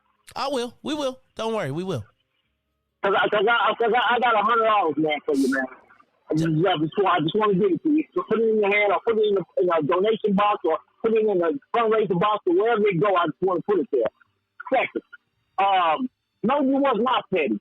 And you know, it's brothers like Roosevelt. I love the brother, I respect his brother, but we got to move away from that mentality. It wasn't his time. He said that we shouldn't paint them all with a broad brush. We need to invite them in, and they're useful, but they're useful when we want them to be useful. That wasn't the place to be useful. You got some money, give me $100 for that place and go about your business. This was for us. I wasn't there, but it was for black people, and he invaded our space. Point blank. I mean, it's brothers like Roosevelt with that mentality. The reason we have the relationship with white folks that we do. This is why they don't respect us, because we don't demand respect. This is why he was able. This is why white boy was able to walk over there willy-nilly and just get them a plate because they thought they could do that. So you got to demand the respect. You understand what I'm saying, lady? Yes, I do, brother. I do, and it's like I don't fight me on. Like, this is my point. Like, hey, cuz, there will be events where you can support. There will be places where you can eat, but this one ain't it. You know how Willie Wilson be like, I'm tired of white folks telling me what to do. I gotta look at white people every day I eat. Can I just look at black people in the heart of Chicago and have a fellowship with no beef? No, it was all peace. Last call, it's the Maze Jackson Show. Was I petty for not wanting to share the plate? Caller? Say Easy E. All right. Yeah. No, you weren't petty, Maze. And, I want to tell you, I've been listening for a long time. First time caller. Been listening since you were at the other station first day. Thank you. But, white people have a sense of entitlement when it comes to black people, and it's our own fault. I used to do air conditioning work, and I go to a black person's house, give them a real good price, and they want to argue me down. But then they turn around and pay twice as much, to a white company, And it's just, maybe it's ramifications of slavery, but, we need to demand our respect. So, that's all I got to say. But I like what you're putting down, and, I listen every day. Thank you. I just need to tell y'all thank y'all. Because I must tell you, I was wrestling with this yesterday. Like, I really was. I was wrestling with myself on the standpoint of just like, am I that crazy? Am I that crazy to think that there could be a space where white people in Black universe where white people can't just walk up? You can't get a plate. And a plate to go. Think about how we talk about people who want a plate to go at our joint. And they come with a plate to go. He didn't come and say, can I sit with you? Can I eat with you? Because it might would have made a big difference if he would have came there. But if he would have came and they would have popped their chair down and sat down amongst us, if they would have sat down and popped their chair up, y'all know all the sisters would have been dancing with them and kicking with them because white people be novelties. They said, no, we don't want to sit with you. No, we don't even want to come in. We want to walk around the perimeter because we don't want. It's the Maze Jackson Show. Y'all be making me. It's okay, though. It's all right, though. Happy Indigenous Peoples Day. I just want to tell all my Italian friends that are listening right now, y'all holiday got discovered.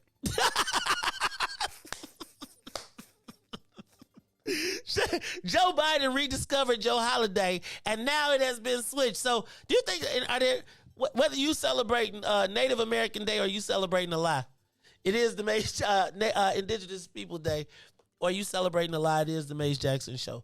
Hey man, y'all just got to get somebody different than Chris.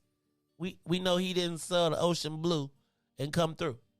So that's all I'm saying. Just have Italian Heritage Day.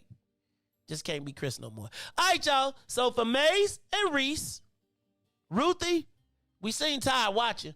Todd, you had a day off today. You still didn't come in, dog. Riis, am I gonna have to take his name? He's like, Come on, Frag. You gotta come through. I'm holding on. Todd, we still like you, dog. I know we be talking smack, but you welcome. Man, Ruthie will give you that check back. No, she won't. No, she not. Ruthie was like, that was the funniest thing. When Todd came in and saw Ruthie, you saw it, and he went to go sit there. So he was like, and Ruthie was like, I let him in, and Ruthie was already sitting down. So me, I'm sitting there. He thought she was gonna get up. I'm sitting here looking at, and then he said, "Oh." I was sitting there looking like, let me fix the mics right here. I don't see nothing. I don't see nothing. Look, and we didn't even switch. We got to put the red on that side and the gold on that side. See, I did them all by colors. Okay. Red was Ruthie, Delta. Gold was Todd. Blue was Signal. See how we did that? Okay. I know that's probably, too in-depth for, But it's all good. Hey, Riis, we did it, dog. We went on ahead. We rocked the show. We woke up. My tongue was stuck to the roof of my mouth for a little while. Them tequila Jello shots, ooh, they put a whole shot in every shot. That was crazy. All right, y'all. For Maze, Riis, Ruthie, and Todd, I am the host of the Maze Jackson Show. Y'all are so bogus with the dog smell. Not when it's raining, right? I am the host of the Maze Jackson Show, asking every single day, what's in it for the Black people? And not the white people can't get no plates next time. And if you don't like it, you can still tell them. Maze said, we out of here. Peace. Let's get down to business and go ahead and address the facts, man. Lightfoot seems more lesbian than black. Rahm Emanuel's another case. He was just as tired. 50 closed schools left much to be desired. Police had Anjanette naked on that body cam. They suppressed the footage so it couldn't touch a lot of hands. Reminds me of that 16 shots in that cover-up. Both of them similar, so I went and dug it up. George Floyd killed, a lot of riots happened in the town.